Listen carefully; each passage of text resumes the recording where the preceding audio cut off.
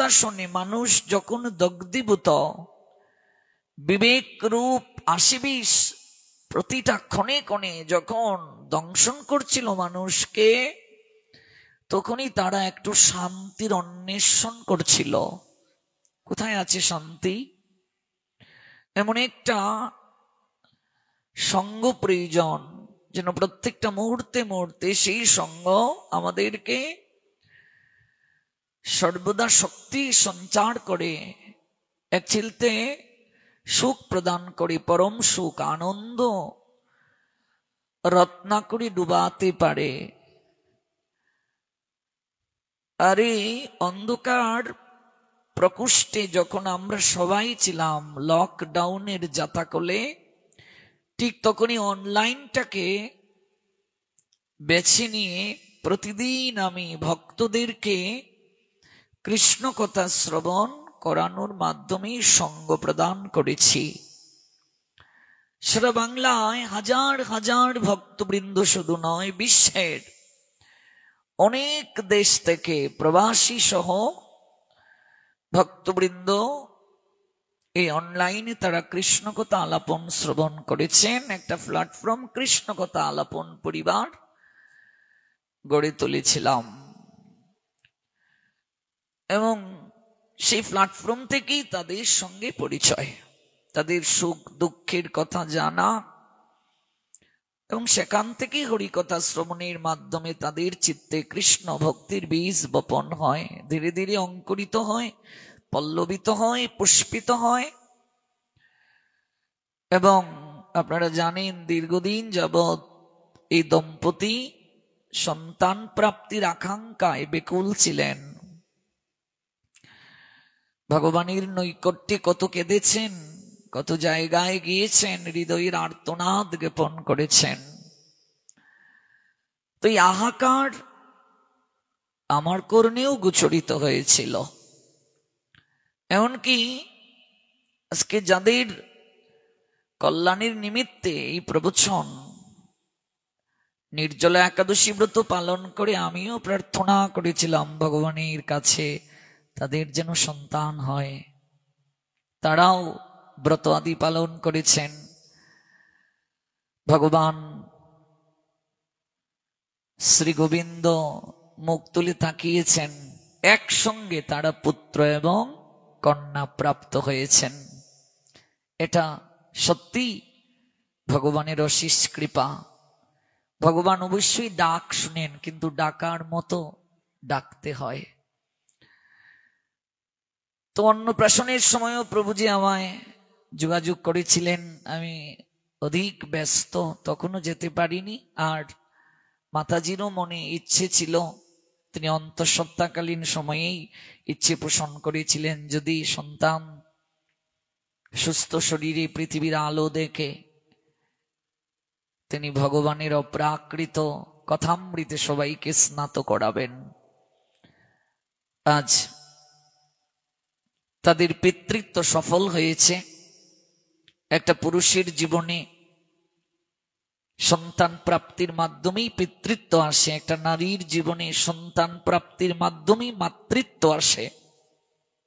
আর পিতৃত্ব সফল হয় কৃষ্ণ ভক্ত সন্তানের মাধ্যমে, মাতৃত্ব সফল হয় কৃষ্ণ ভক্ত সন্তান প্রাপ্তির মাধ্যমে। একসঙ্গেই ভগবান তাদের যমজ একটা ছেলে একটা মেয়ে প্রদান করেছেন।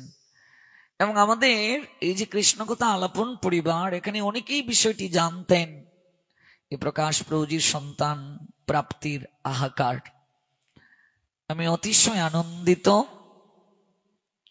বহুকাল পর, বহু বছর কেটে গেছে, আমিও সময় দিতে পারিনি। আজ ওনাদের ইচ্ছে পূর্ণতার স্তরে মহাপ্রভু নিয়েছেন, তাদের সন্তান প্রাপ্তি হয়েছে।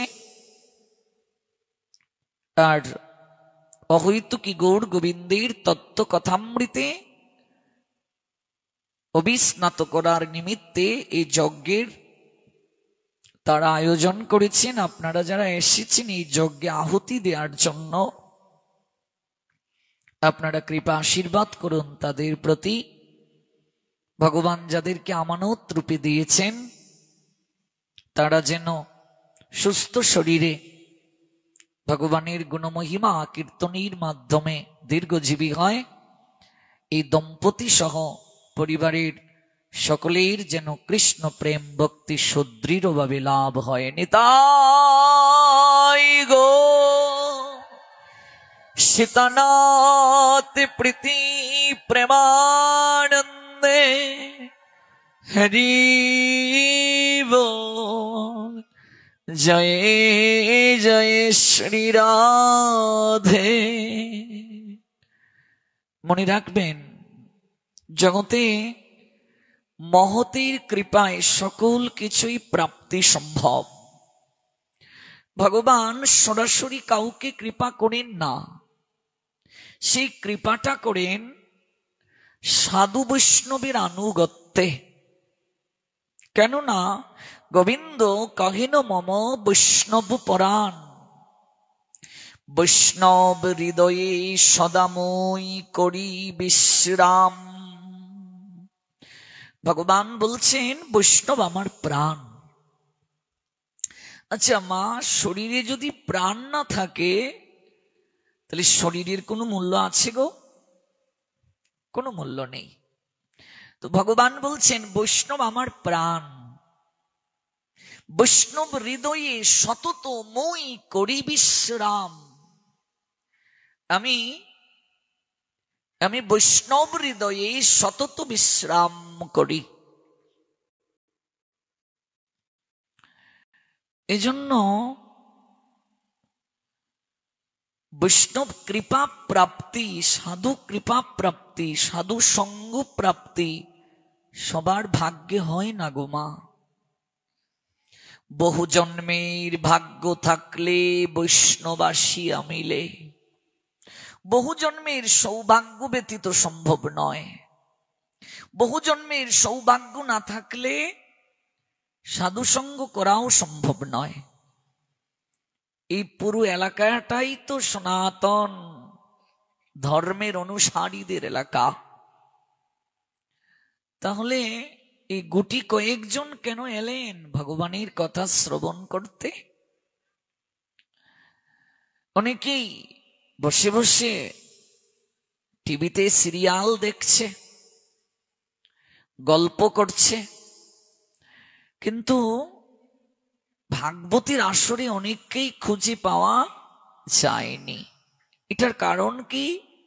বলছেন বহু জন্মের সৌভাগ্য সুকৃতি যদি না থাকে তাহলে কেউ সাধু সাহচর্যে আসবে না, সাধু সঙ্গ তাদের জীবনে হবে না বাবা। নমাম দুষ্কৃতি নমুরা প্রপদ্যন্তে নরাধমা মায়া অপরিত জ্ঞানা আসুরম ভাবমাশ্রিতম। সবাই আসবে না, সবাই ভগবানকে পাবে না,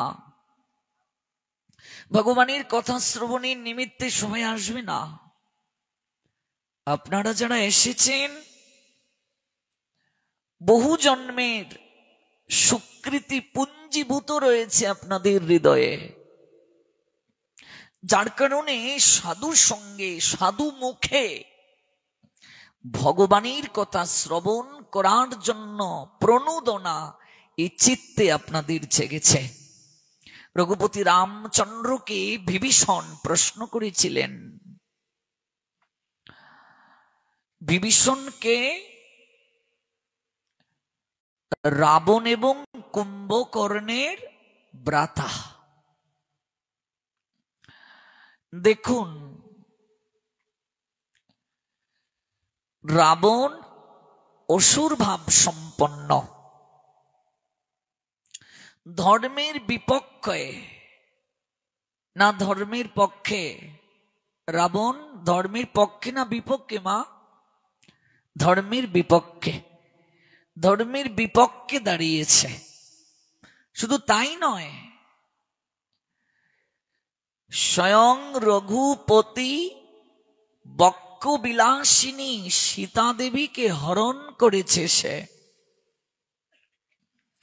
লালসার দৃষ্টিতে তাকিয়েছে। হরণ যে করল সাধুর বেশ ধারণ করে,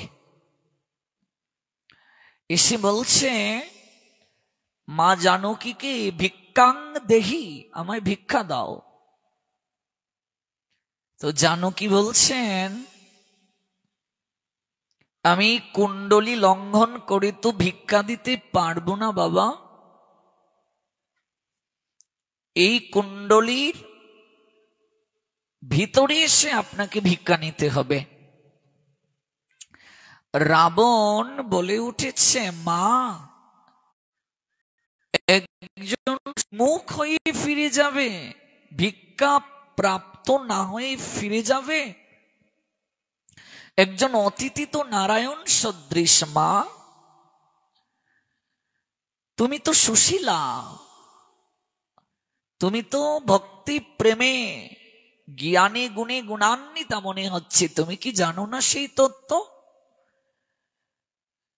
তুমি ভিক্ষা প্রদান করবে না? আমি যে কুণ্ডলীর ভেতরে প্রবেশ করে ভিক্ষা নিতে পারবো না মা। দেবী জানকী একজন সাধুর সম্মান কত ঊর্ধ্বে, সেই দিকে দৃষ্টি নিবদ্ধ করে কুণ্ডলী লঙ্ঘন করে ভিক্ষা প্রদান করলেন। রাবণ তখন সীতা দেবী একটা কথা বলেছিলেন, ওরে মূর্খ, তুই আমাকে হরণ করে যতটা অপরাধ করেছিস তার থেকে অধিক অপরাধ করেছিস এই সাধুর বসনটাকে কলঙ্কিত করার কারণে। কারণ সাধুকে তো মানুষ সবচেয়ে বিশ্বাস করে, শ্রদ্ধা করে, সম্মান করে, তারা তো ভগবানের প্রতিনিধি। সাধুকে মাধ্যম করেই তো ভগবান নিধন হয়ে যাবে। রাবণের সবংশে নিধন হয়েছিল, 1,00,000 পুত্র 1,600,000 নাতি রাবণের ছিল। অহংকারের কারণে ভাগবত বলছেন তিনি ব্রাতার স্থানে থাকতে পারেননি। সেই ব্রাতা নয়, তিনি ধর্মের পক্ষ থেকে সরে গিয়েছেন। এজন্য বিভীষণ রাবণের পক্ষকে ত্যাগ করেছিলেন। তাতে কি বিভীষণের অধর্ম হয়েছিল, শাস্তি হয়েছিল? হয়নি। তার কারণ এই জগৎ সংসারে আমরা যে মনুষ্য জীবন প্রাপ্ত হয়ে এসেছি গো মা, ভগবানকে ভজন করার জন্য। কৃষ্ণ ভজিবার তরে সংসারে আসিয়া। কিসের জন্য এসেছি সংসারে? কৃষ্ণ ভজন করার জন্য। এই গানটি কে না জানে গো? পাঁচালি পড়তে গিয়েও তো আমরা বলি, কৃষ্ণের 78 শতনাম পড়ব, সেখানেও আমরা এটা গাইছি, কৃষ্ণ ভজিবার তরে সংসারেতে আইনু, মিছে মায়ায় বদ্ধ হয়ে বৃক্ষ সম হইনু। কে না জানে, সবারই মুখস্থ, কিন্তু মানছি কয়জন? কৃষ্ণ ভজন করার জন্য যে সংসারে এসেছি মানছি কজন ভজন করছি? তুতা পাখির মতো শুধু বলে গেলাম তা তো হবে না, মানছি কজন? কাহারে ভজয়ে মোর কিসেরও লাগিয়া। কার জন্য তুমি অনিত্যকে ভজন করছো? এসেছো কৃষ্ণ ভজনের জন্য। তো এই মনুষ্য জীবনে যথাযথ কৃষ্ণ ভজন করা যায়, আর কোনো জন্মে নয়। আর কোনো জন্মে সেই সুযোগটা নেই গো। এই জন্য মহাজন বললেন, কতেকু সুকৃতি ফলে মানুষ উত্তম কুলে।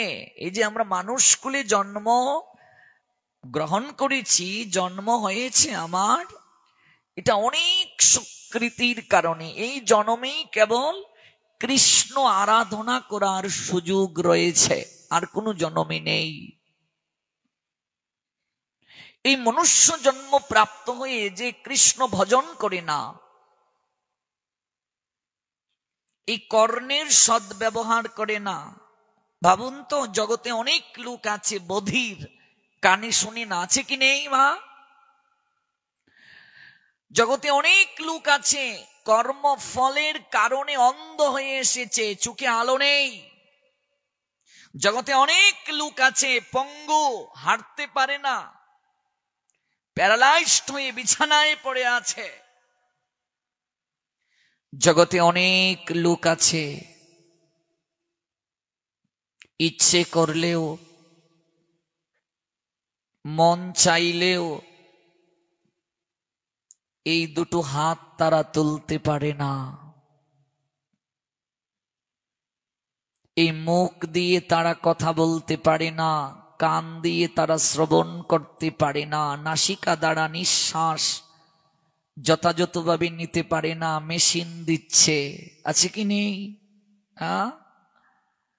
লাইফ সাপোর্টে নিয়ে রাখা হয়েছে, কৃত্রিম অক্সিজেন দেয়া হচ্ছে। চলার শক্তি নাই, বলার শক্তি নাই। তাহলে আমার এই দুটো চরণ সচল, আমি যদি এই চরণের ব্যবহার করে সাধু সঙ্গে না যাই, মন্দিরে না যাই, তাহলে আমার আর পঙ্গুর মাঝে পার্থক্যটা কি? আমার আর বৃক্ষ জনমের মাঝে পার্থক্যটা কি? বৃক্ষ তো এক জায়গায় দাঁড়িয়ে থাকে, রুদ্রে পড়ে বৃষ্টিতে ভিজে, তাহলে আমার আর বৃক্ষের মাঝে পার্থক্যটা কোথায়?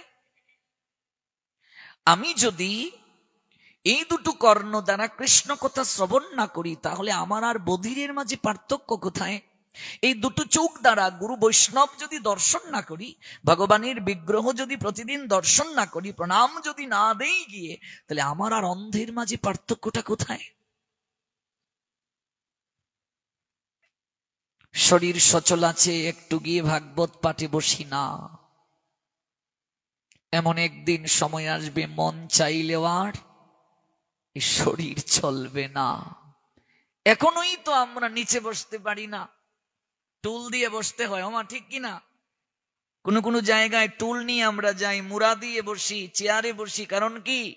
নিচে বসতে পারি না, নিচু হতে পারি না। এখনই যদি তুমি বসতে না পারো, তোমার অর্ধেক বয়স, আরো যখন বয়স বাড়বে তখন তো আর বসতেই পারবে না।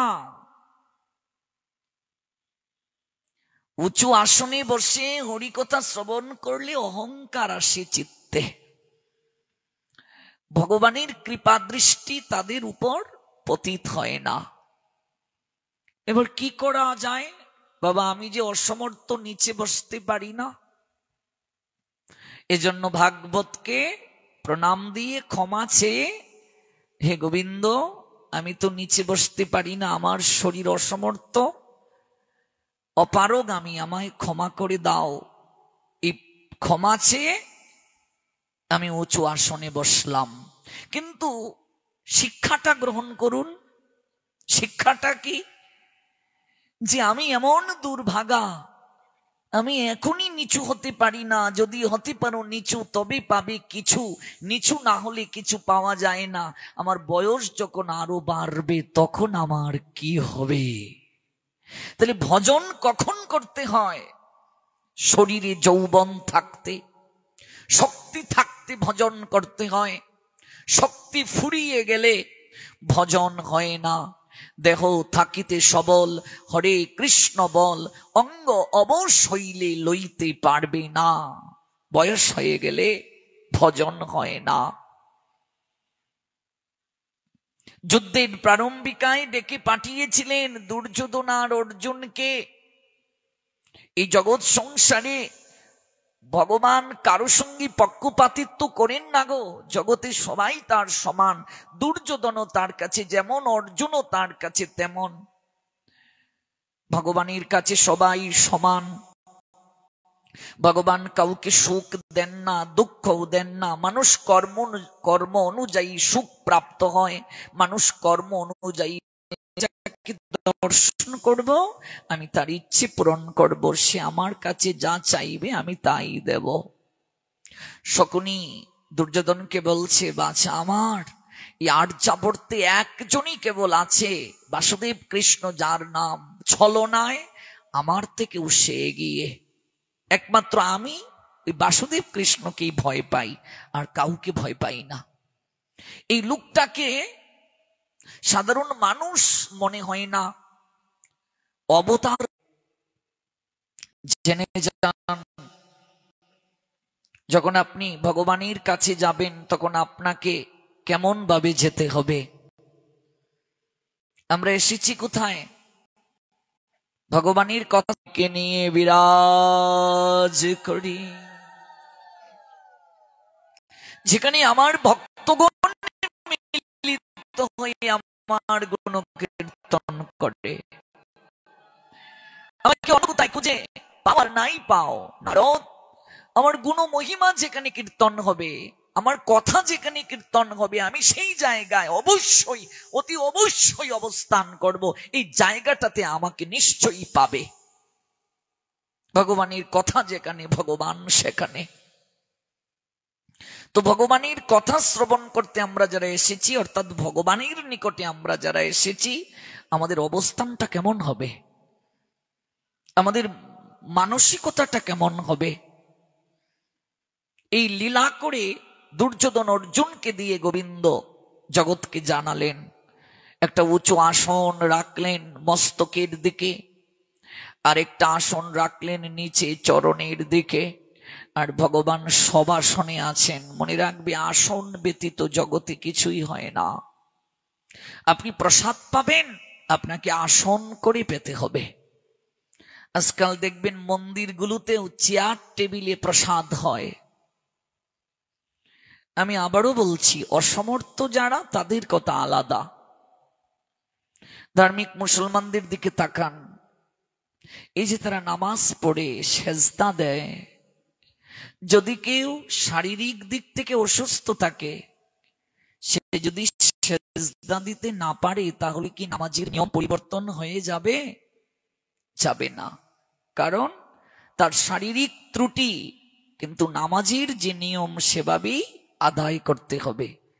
তেমনি ভাবে আমার যদি শারীরিক ত্রুটি থাকে, সেটি আলাদা। শাস্ত্রের নিয়ম কি লঙ্ঘন হবে? হবে না। প্রসাদ পেতে গেলেও আমাকে আসন করে বসতে হবে। আমি একেবারে বিনয়ের সঙ্গে কথাটা বলছি। আজকাল অনেক আলোচককেও দেখা যায়, তারা আসনে বসে ভাগবত করেন না, চেয়ারে বসে, সোফায় বসে করেন। এটিও উচিত নয়। যদি তিনি অসুস্থ হন, আসন করে বসতে না পারেন, তাহলে তিনি সোফায় বসে করতে পারেন, সেটি আলাদা কথা, মার্জন আছে এই ভাগবতের কাছে। কিন্তু যিনি সমর্থ, তাকে আসনে বসতে হবে। এটার নামই বেশ আসন। তো নাম আসন। আসনে না বসলে তো স্থিরতা আসবে না। আসন করে না বসলে মন কখনো স্থির হবে না। আমাদের মন তো চঞ্চল। মনের ধর্মই এক জায়গা থেকে আরেক জায়গায় যাওয়া।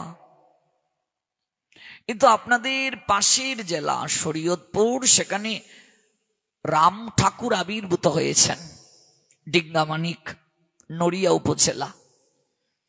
রাম ঠাকুর একটা বাণী বলেছিলেন, খুবই চমৎকার। শান্ত হয়ে বসো, তাহলেই শান্তি পাবে। আমরা শান্তি পাচ্ছি না কেন? আমাদের মন শান্ত নয়। যতদিন পর্যন্ত মন শান্ত না হবে গো, শান্তি পাবে না। তাহলে এদিক ওদিক ছুটাছুটি করলাম, দৌড়লাম, তাহলে মন তো স্থির নয়, শান্ত নয়, তো শান্তি পাবে কি করে? তো শান্তি প্রাপ্ত হতে গেলে আমাকে শান্ত হয়ে বসতে হবে। আমরা বসতে চাই না, এটি হচ্ছে মূল কথা। আমরা সাধুর নিকটে গিয়েও বসতে চাই না, ভগবানের মন্দিরেও গিয়ে বসতে চাই না। প্রত্যেকের গৃহেই ভগবানের একটা আসন আছে, আছে কি নেই? বুকে হাত দিয়ে বলুন, কজন আমরা বসি, কতক্ষণ বসি আমরা? সব ক্ষেত্রে সময় আছে, কিন্তু ভগবানের নৈকট্যে বসবো সময় নেই। কোনো ক্রমে ঘন্টাটা একটু নেড়ে একটা পুষ্প, একটা তুলসী কোনো ক্রমে দিয়ে, আমার কেউ দাঁড়িয়ে দাঁড়িয়েই দিয়ে দৌড় ছুটছি, আমরা ছুটছি, শুধু ব্যস্ততা ব্যস্ততা ব্যস্ততার জগতে বাস করছি আমরা। তো শান্তিটা আসবে কি করে? শান্ত হয়ে না বসলে তো শান্তি পাওয়া যায় না। আনন্দময়ের নৈকট্যে না গেলে আনন্দ প্রাপ্ত হব কি করে? আনন্দ পেতে গেলে আনন্দময়ের নৈকট্যে গিয়ে বসতে হবে, সাধু নৈকট্যে বসতে হবে। সাধুগুরু বৈষ্ণব গৃহে এলে তার নিকটে গিয়ে বসতে হবে, প্রশ্ন করতে হবে তার কাছে, কেমন করে আমার ভক্তি ঊর্ধ্বগামী হবে, কি করে আমি আরো ভক্তিতে এগিয়ে যাব, তার কাছ থেকে জানতে হবে। একজন প্রকৃত সাধু, তার সেই ক্ষমতা আছে গো, তার আবেদনেই কৃষ্ণ সদয় হয়ে আমাদের কৃপা প্রদান করেন। বৈষ্ণবের আবেদনে কৃষ্ণ দয়াময়, বৈষ্ণব আবেদনে কৃষ্ণ হন সদয়। একজন প্রকৃত সাধু, যার সঙ্গে ভগবানের অভূতপূর্ব মাখামাখি সম্পর্ক, এবার আপনার সঙ্গে যার ভালো সম্পর্ক আছে, সেই ব্যক্তিটি যদি আপনার কাছে কিছু অনুরোধ রাখে, আপনি কি তাকে ফেলে দেবেন? নিশ্চয়ই নয়। তাহলে ভগবানের সঙ্গে যার গভীর সম্পর্ক আছে, তিনি যদি একটা কিছু ভগবানের কাছে চান, কিংবা আমার দুঃখ নিবৃত্তির কথাই যদি ভগবানের কাছে জানান, ভগবান কি ফেলতে পারবেন? এই জন্যই প্রকৃত আচরণশীল সাধুর নিকটে গিয়ে বসতে হবে, আমার দুঃখের কথা জানাতে হবে। ভক্তিবিনোদ ঠাকুর বললেন, কাঁদিয়া কাঁদিয়া জানাইব দুঃখ গ্রাম, সংসার অনল হইতে কবে মাগিব বিশ্রাম। শুনিয়া আমারও দুঃখ বৈষ্ণব ঠাকুর, আমা লাগি কৃষ্ণে আবে দিবেন প্রচুর।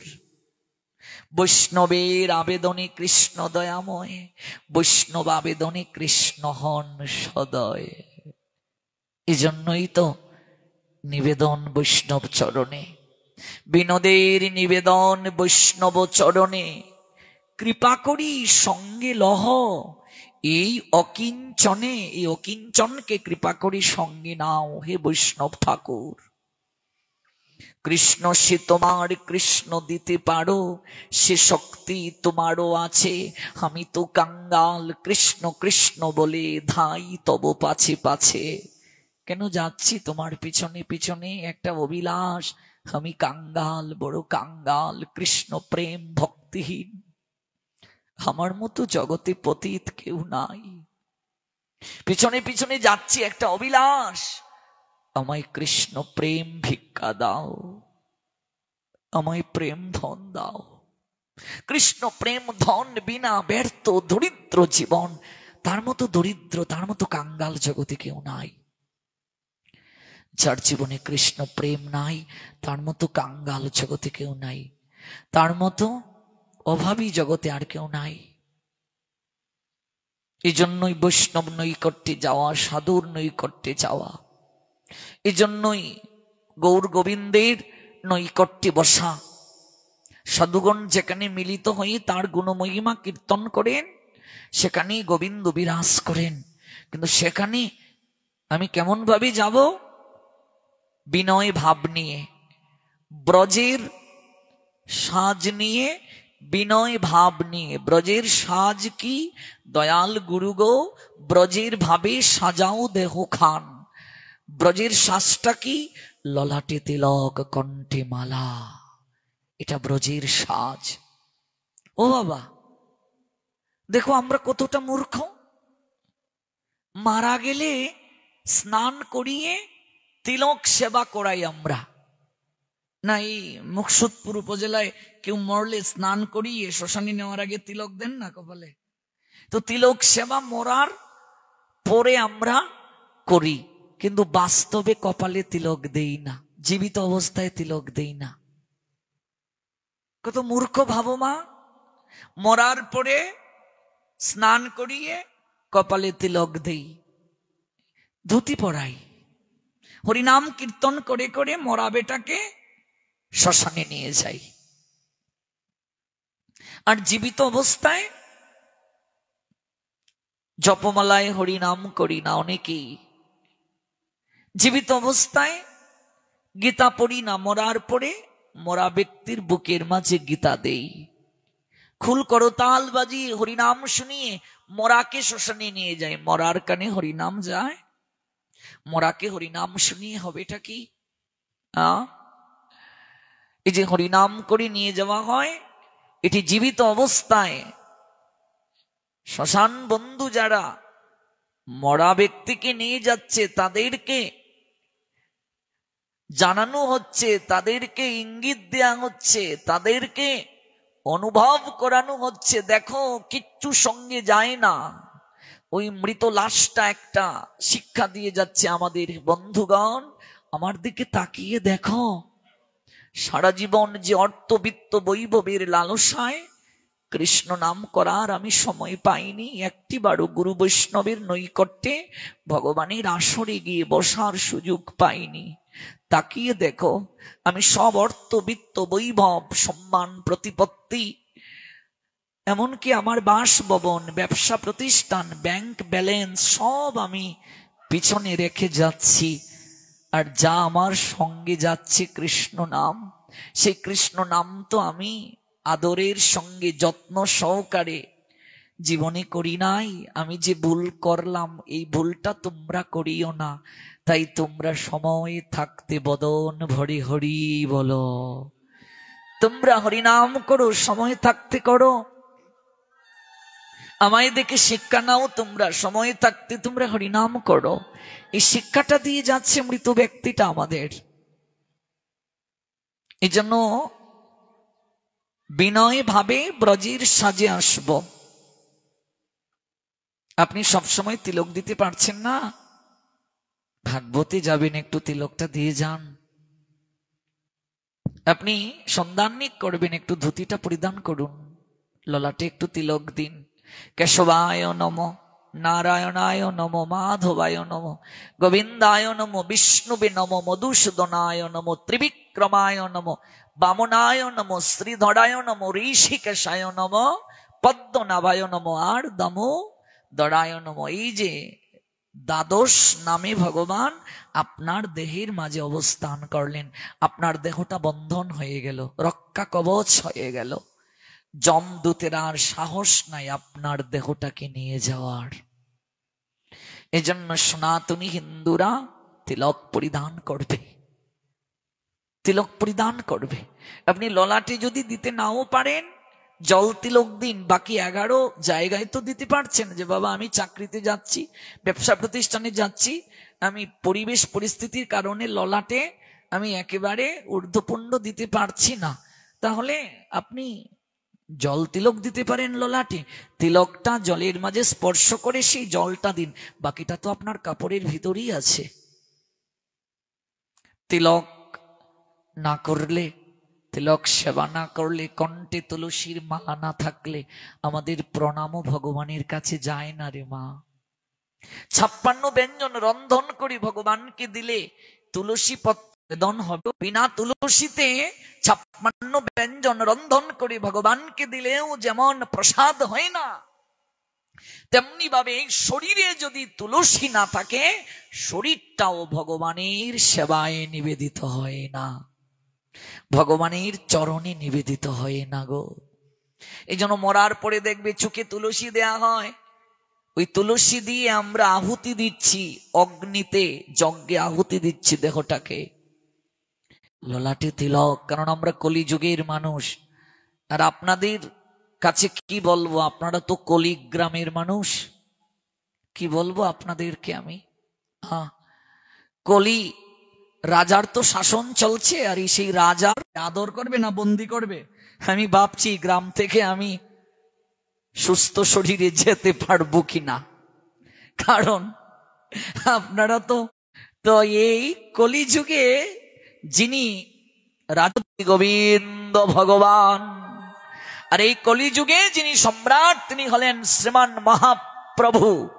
ওই গোবিন্দই এলেন মহাপ্রভু রূপে। তিনি এসে বললেন কণ্ঠে মালা, নতুন বস্ত্র পরিধান করিয়ে দিলেন। আর শ্রাদ্ধের সময়ও তাই করলেন। শ্রাদ্ধ শেষ হলো, 2-3 দিন পরে মালাও গলা থেকে উদাও হয়ে গেল। বিয়া শেষ, মালাও শেষ, শ্রাদ্ধ শেষ, মালাও শেষ। অনেকে বলে ওরে বাবা মালা গলায় রাখবো, এ যে বাড়াবে জ্বালা, তাই খুলে রেখে দিই। মালায় জ্বালা বাড়ায় না গো মা, জ্বালা কমায়, ভবের জ্বালা কমায় মালায়। এই জন্য এগুলো হচ্ছে ভক্তি ভুবনে প্রবেশ করার প্রাথমিক কথা। প্রাথমিক কথাগুলোই আগে বলছি। আজকে প্রথম যেহেতু রজনী, কালকে বলবো গভীর কথা। তো আমাদের অবশ্যই ধারণ করতে হবে কণ্ঠে তুলসীর মালা। তিলকাদি দেয়া, ত্রিসন্ধ্যা করা, সেজুতি জ্বালানো। সন্ধ্যাবেলায় যে গৃহে সেজুতি জ্বলে না, ভোরবেলা সেজুতি জ্বলে না, মধ্যাহ্নে সেজুতি জ্বলে না, ঘন্টা বাজে না, কাশি বাজে না, সেই গৃহে অপ আত্মাগুলো এসে আশ্রয় গ্রহণ করে। কত সুন্দর দেখো তুলসী তোমাদের এখানে, অভিভূত হয়ে গেছি আমি তাকিয়ে। তুলসী যে গৃহে নাই, শ্মশান তুল্য সেই গৃহ। আর তুলসী যেখানে থাকবে বৃন্দাবন সেখানে। তুলসী যেখানে থাকবে, যেখানে তুলসী বন, সেখানে গোবিন্দ বিহার করেন। বিহার করেন গোবিন্দ। তুলসীর পদাশ্রয় যে করে অনায়াসে পায় গিরিধারী, ভগবানকে সে প্রাপ্ত হয়। এজন্য বন্ধনায় আমরা গাই, মোর মনে অভিলাষ বিলাস কুঞ্জে দিয়বাস, নয়নে হেরিব সদা যুগল রূপ রাশি। নম নম তুলসী কৃষ্ণ প্রেয়সী, রাধা কৃষ্ণ সেবা পাব এই অভিলাষী। এজন্যই তুলসীর সেবা করব, গুরু বৈষ্ণবের সেবা করব, তার নিকটে গিয়ে বসব, ভগবানের কথা শ্রবণ করব। সেই ভগবানের কথা শ্রবণ করতে আমি যাব কিভাবে বলেছি? বিনয় ভূষণে ব্রজের সাজে। মহাজন প্রার্থনা করছেন, ব্রজগোপীর সঙ্গে যাব, ব্রজের ধুলা গায়ে মাখিব। ব্রজগোপীর সঙ্গে যাব, আর কি? ব্রজের ধুলা গায়ে মাখিব। আচ্ছা, বৃন্দাবনে সবার যাওয়ার তো সুযোগ নাও হতে পারে বাবা। অনেকের বয়স হয়ে গেছে, যেতে পারছেন না, অনেকের অর্থ নেই, অনেকের অর্থ আছে গো, কিন্তু রাধারানীর কৃপা হয়নি, সংসার ছেড়ে যেতে পারছেন না। এমন আছে কি নেই যে একটু দায়িত্বটা শেষ করে নেই তারপর যাব? এমন অনেক লোক আছে। মহাপ্রভু আমাদেরকে ঘরে ঘরে বৃন্দাবন সাজিয়ে দিলেন, ব্যবস্থা করে দিলেন। এই তো বৃন্দাবন রে সখী, এই তো বৃন্দাবন। ললিতা বিশাখা আদি যত সখী আছে তারাও আসেন, ভগবান প্রেমময়ীকে নিয়ে আসেন। তীর্থ আদি ধাম পর্বত সবার আশা হয়, যেখানে ভগবানের গুণ মহিমা লীলা শ্রীমৎ ভাগবতের কথা আলোচনা হয়, যেখানে ভগবানের গুণ মহিমা হয় সেটি বৃন্দাবন হয়ে যায়। যেখানে ভগবানের নাম হয় সেটি বৃন্দাবন হয়। এটা আমরা শ্রীমান মহাপ্রভুর কৃপায় পেলাম। মহাপ্রভু আমাদেরকে সেই সুযোগটা করে দিলেন। এজন্যই মহাজনের ভাষায় ব্রজগোপীর সঙ্গে যাব, ব্রজের ধুলা গায়ে মাখিব। কৃষ্ণ দাস কয় ব্রজে যাব, গেয়ে কৃষ্ণ গুণগান। কৃষ্ণ গুণগান না গাইলে আপনি কখনো ব্রজে যেতে পারবেন না। ঐশ্বর্য ভাব নিয়ে ব্রজে যাওয়া যায় না, ঐশ্বর্যের বসনে ভূষণে ব্রজে যাওয়া যায় না, মাধুর্যের ভূষণে যেতে হয়। আর দৈন্যতা, আনুগত্য, বিনয় ভাব নিয়ে যেতে হয়,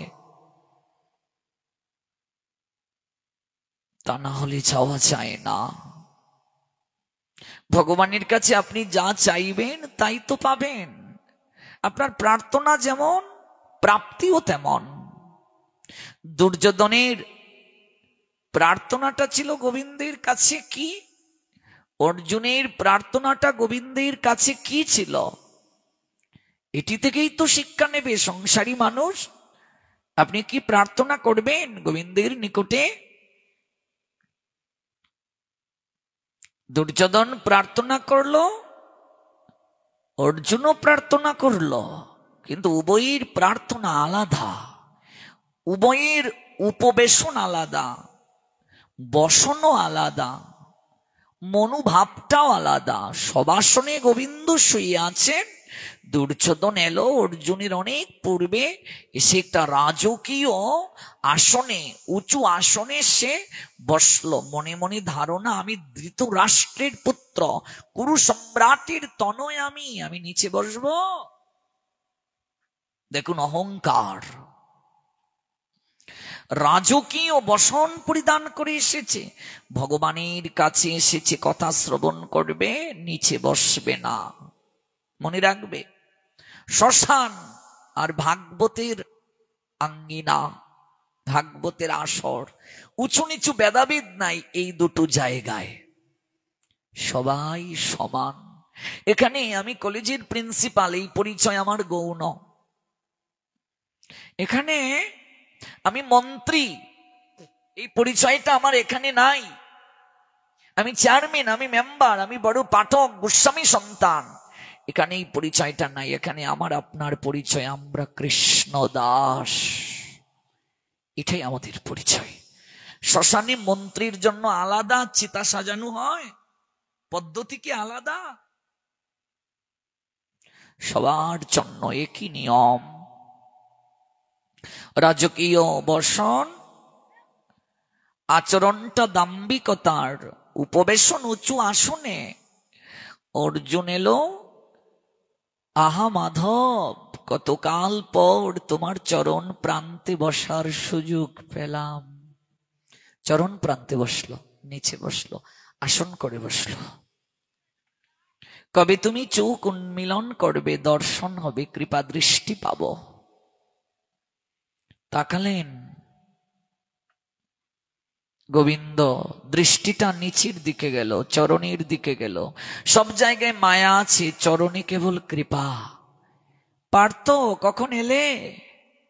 কি চাও তুমি আমার কাছে? দুর্যোধন বলে উঠল, বাসুদেব, আমি প্রথম এসেছি, আপনি আমায় জিজ্ঞেস করলেন না, আমার দিকে তাকালেন না, আপনি অর্জুনকে জিজ্ঞেস করলেন, তাকে চাইতে বললেন। গোবিন্দ উঁচু আসনে দৃষ্টি দিয়ে বললেন, তুমি কখন এলে? তোমায় তো আমি দেখতেই পাইনি। দুর্যোধন, আমার দৃষ্টিটা নিম্নমুখী, আমি তোমায় দেখতে পাইনি। আমি চাইব সর্বপ্রথম আপনার কাছে। গোবিন্দ বলছেন, না, আমি সর্বপ্রথম চোখটা খুলে অর্জুনকে দেখেছি, অর্জুন আমার কাছে চাইবে। অর্জুন করজুড়ে বললেন, মাধব, ভ্রাতা দুর্যোধনের ইচ্ছে আপনি পূরণ করুন।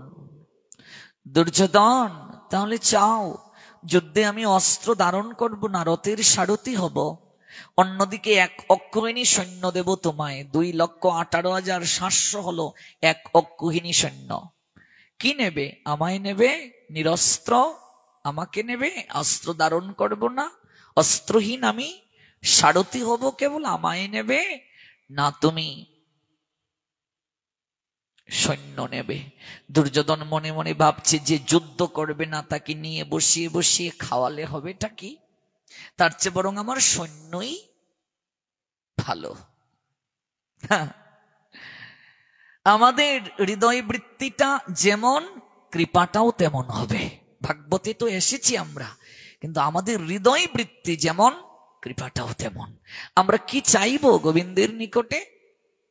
প্রার্থনাটা কি হবে আমাদের? এটি জেনেই ভাগবত শুনতে হবে, নইলে হবে না।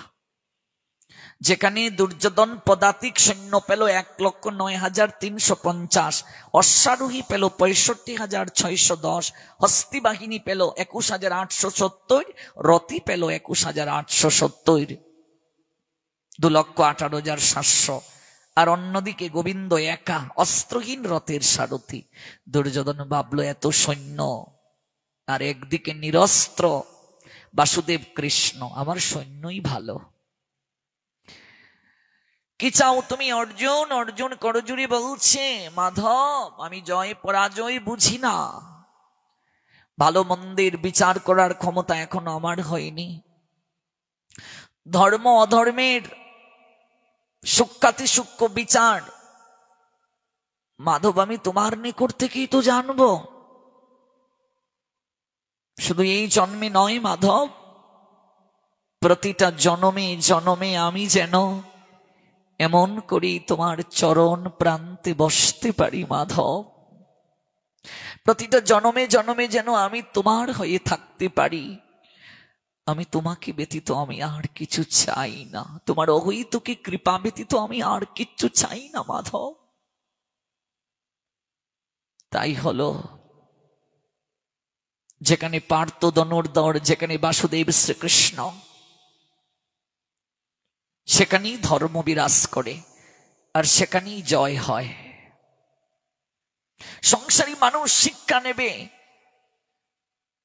আমি সবাইকে নেব, সংসারে সবার মনোরঞ্জন করব, সংসারে সবাইকে চাইব, গোবিন্দকে বাদ দিয়ে না আমি গোবিন্দকে চাইব। গোবিন্দকে যদি চাই সবাইকে পাবো, আর গোবিন্দকে যদি হারাই সবাইকে পেয়েও আমার কিছুই থাকবে না গো, আমার হিসাবের খাতাটা শূন্য থাকবে।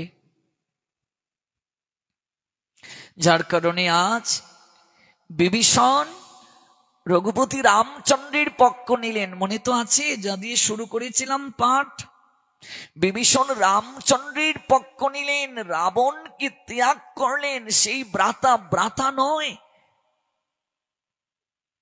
যে ধর্ম পালনে বাধা দেয়। স্বামী স্ত্রীকে ভালোবাসবে, স্ত্রী স্বামীকে ভালোবাসবে, এটা স্বাভাবিক সংসারের বৃত্তি। কিন্তু মনে রাখবে, সেই ভালোবাসাটা যদি গোবিন্দ থেকে বেশি হয়ে যায়, ভগবান থেকে যদি বেশি হয়ে যায় আমার, তাহলেই আমার পতন। যশোমতী মা নন্দ মহারাজকে যতটা ভালোবাসতেন তার থেকে কোটি গুণ বেশি ভালোবাসতেন গোপালকে। নন্দ মহারাজ যশোদার থেকে কোটি গুণ গোপালকে ভালোবাসতেন। আমি সন্তানকে যতটা ভালোবাসি সেই ভালোবাসাটাও তো গোবিন্দকে দিতে পারিনি গো। আমি আমার স্ত্রীকে যতটা ভালোবাসি সেই ভালোবাসাটাও তো গোবিন্দকে দিতে পারিনি। আমার স্ত্রী আমায় ভালোবাসি বলছে, যদি সে আমায় ভালোই বাসত, সে যদি আমার শুভাকাঙ্ক্ষিনী হতো, ধর্মপত্নী হতো, তাহলে তো সে আমায় ধর্ম পালনে সহায়তা করত। শুধু তার ইন্দ্রিয় তৃপ্তি, ইন্দ্রিয় তর্পণ, জিহ্বার লালসা ছাড়তে পারছে না, তাহলে সে কি করে আমার ভালোবাসার পাত্রী হলো? স্বামী স্ত্রীর বন্ধন নাকি ওই জগতেও হয়, আমরা শুনে থাকি। যদি কেউ কৃষ্ণ ভজন করে এখানে সন্তানাদিকে নিয়ে, এই সংসারটা তার বৈকুণ্ঠের বাগান হয়ে যায়। আর ওই স্বামী স্ত্রী একই সঙ্গে ওই জগতে গিয়ে গোবিন্দ আরাধনার সুযোগ পায়। তাহলে কই, আমাকে তো আমার স্ত্রী সহায়তা করছে না, আমার স্বামী তো আমায় সহায়তা করছে না। তাহলে কি করে আমি 7 পাকে যে কথা দিয়ে এলাম, প্রতিজ্ঞা করে এলাম, অগ্নিকে সাক্ষী রেখে আমি তো পালন করতে পারছি না, ব্যর্থ হয়ে গেলাম। বিফল জনম, তার জনম বিফল হয়ে গেল। বিভীষণ জানেন আমার ভ্রাতা ধর্মের পক্ষে না, ধর্মের পক্ষ অবলম্বন যে করি না তার বিনাশ অনিবার্য। এজন্য ত্যাগ করলেন। মানুষ বলে ঘরের শত্রু বিভীষণ, না, এই প্রবাদটা শাস্ত্রীয় দিক থেকে সঠিক নয়। এই ঘর ঘর নয়, প্রতিটা মনুষ্য জীবের মূল ঘর হলো যেখান থেকে সে এসেছে, সেটি তার মূল ঘর, সেটি তার ঘর।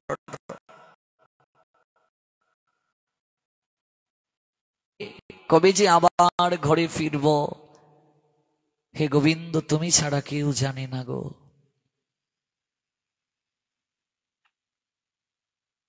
সেই বিভীষণ প্রশ্ন করছেন রঘুপতি রামচন্দ্রকে, ভগবানের কথা শ্রবণ করার লালসা কখন মানুষের মনে জাগে? আমরা যারা এসেছি ভগবানের কথা শুনতে দূর দূরান্ত থেকে, ব্যবসা কিছুটা সময়ের জন্য বন্ধ রেখে, সংসারের কাজ বন্ধ রেখে এলাম, আমি এলাম, আরেকজন এলো না, আমার পাশের বাড়ির মাতাজি এলো না, পাশের বাড়ির বাবাজি এলেন না, আমি এলাম, তিনি এলেন না, আমি কেন এলাম? আমার হৃদয়ে লালসা কেন জাগলো? উত্তর দিচ্ছেন রামচন্দ্র ভগবান। তিনি বললেন, জীব যখন ভগবানের কথা শ্রবণের জন্য হৃদয়ে তীব্র লালসা অনুভব করে, যেখানেই থাকুক, কর্মস্থলে থাকুক, কিন্তু লালসাটা যদি এসে যায় হৃদয় মাঝে, বুঝবে তার দেহ আছে সংসারে, কিন্তু এই ত্রিতাপ জ্বালা দূর হওয়ার তার সময় ঘনিয়ে এসেছে, বেশি দিন আর বাকি নাই তার, বেশি দিন বাকি নাই তার, ত্রিতাপ জ্বালা দূর হওয়ার তার সময় ঘনিয়ে এসেছে। কারণ তার সম্বন্ধটা তো আমার সঙ্গে। আপনারা যারা এসেছেন, সম্বন্ধ আছে আপনাদের, স্বীকৃতি আছে আপনাদের। সম্বন্ধ করিয়া ভজে কৃষ্ণ তারে নাহিতে, যে বাকি সব মরেও কারণ। সম্বন্ধ, অনুরাগ সঙ্গের প্রভাবে হয়, মনে রাখবেন। যে যার সঙ্গ করে সে তার বর্ণ ধরে। সঙ্গ যেমন, আমাদের মনোভাব তেমন হবে, আচরণ তেমন হবে। একটা রাখাল বালক ভেড়ার পাল চড়ায় জঙ্গলে। জঙ্গলে হিংস্র প্রাণীর খুব ভয়।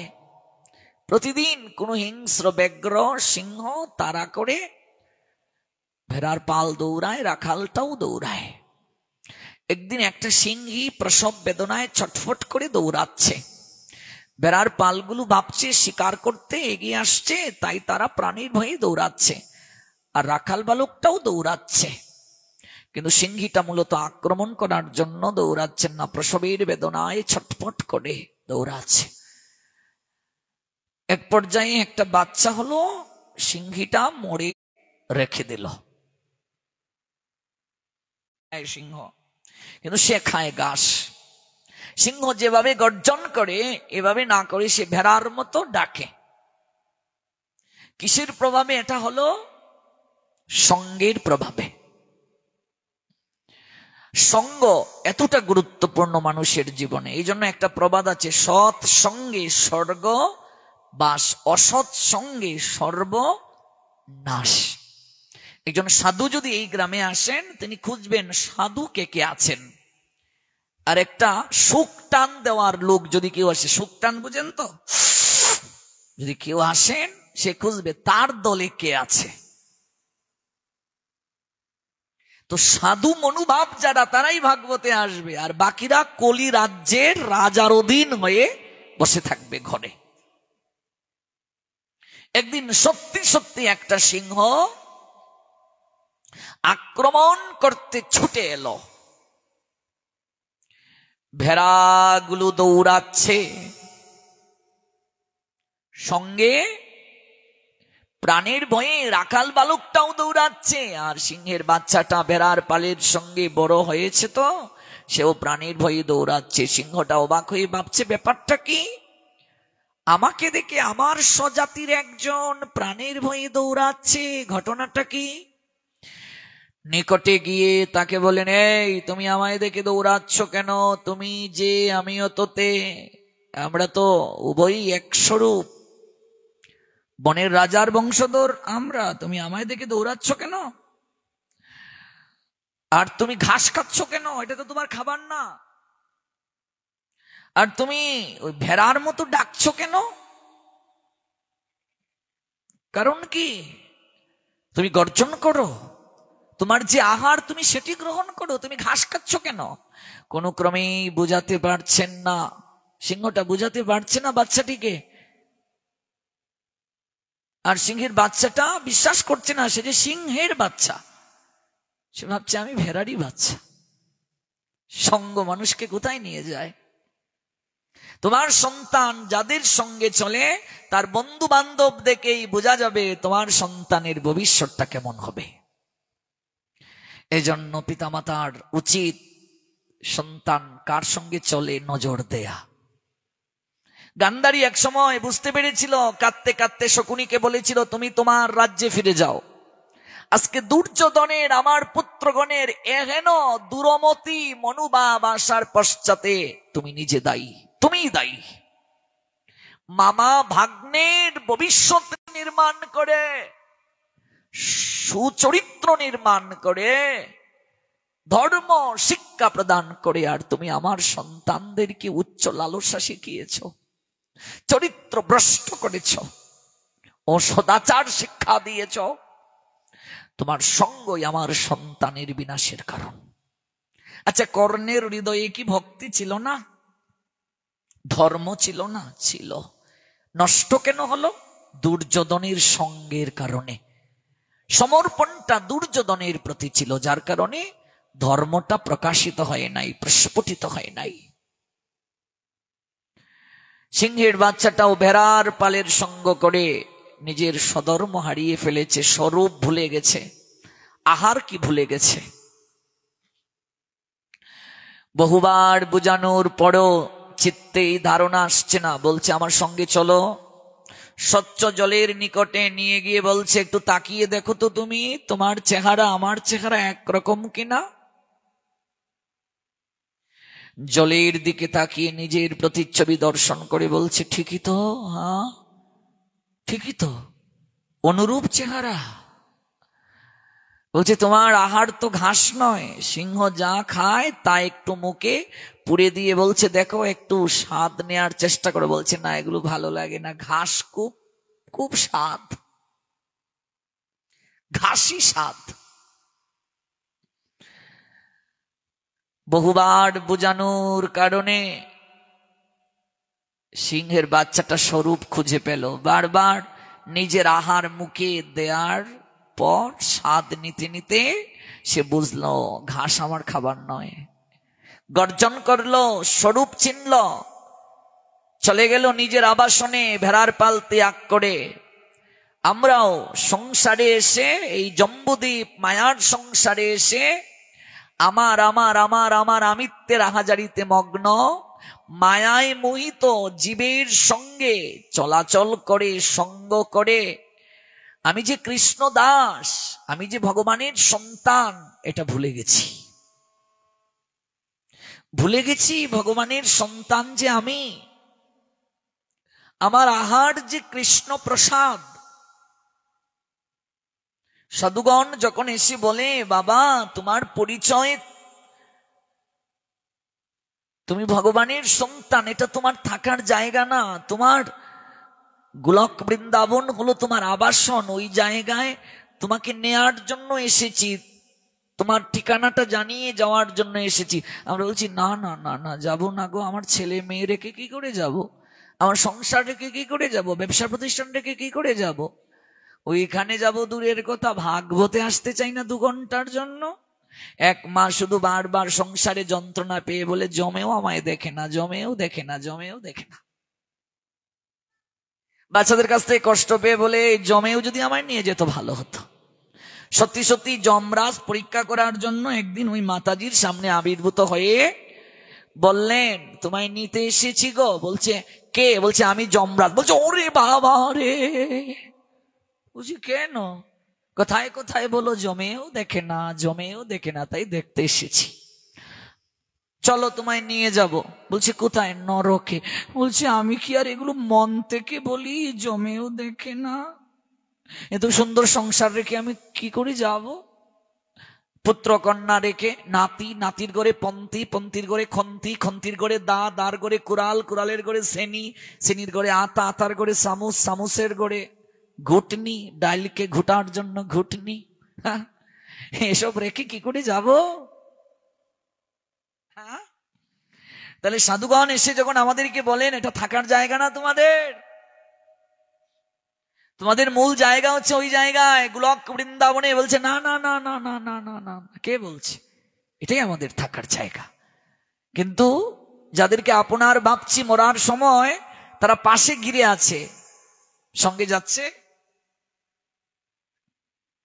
ওগো তোমার স্বামী যে চলে গেল, যাওয়ার সময় বলে গিয়েছে আমি চলে যাচ্ছি রে, অমুক বার ওইটাই আমি চলে যাব, এইভাবে এইভাবে থাকিস।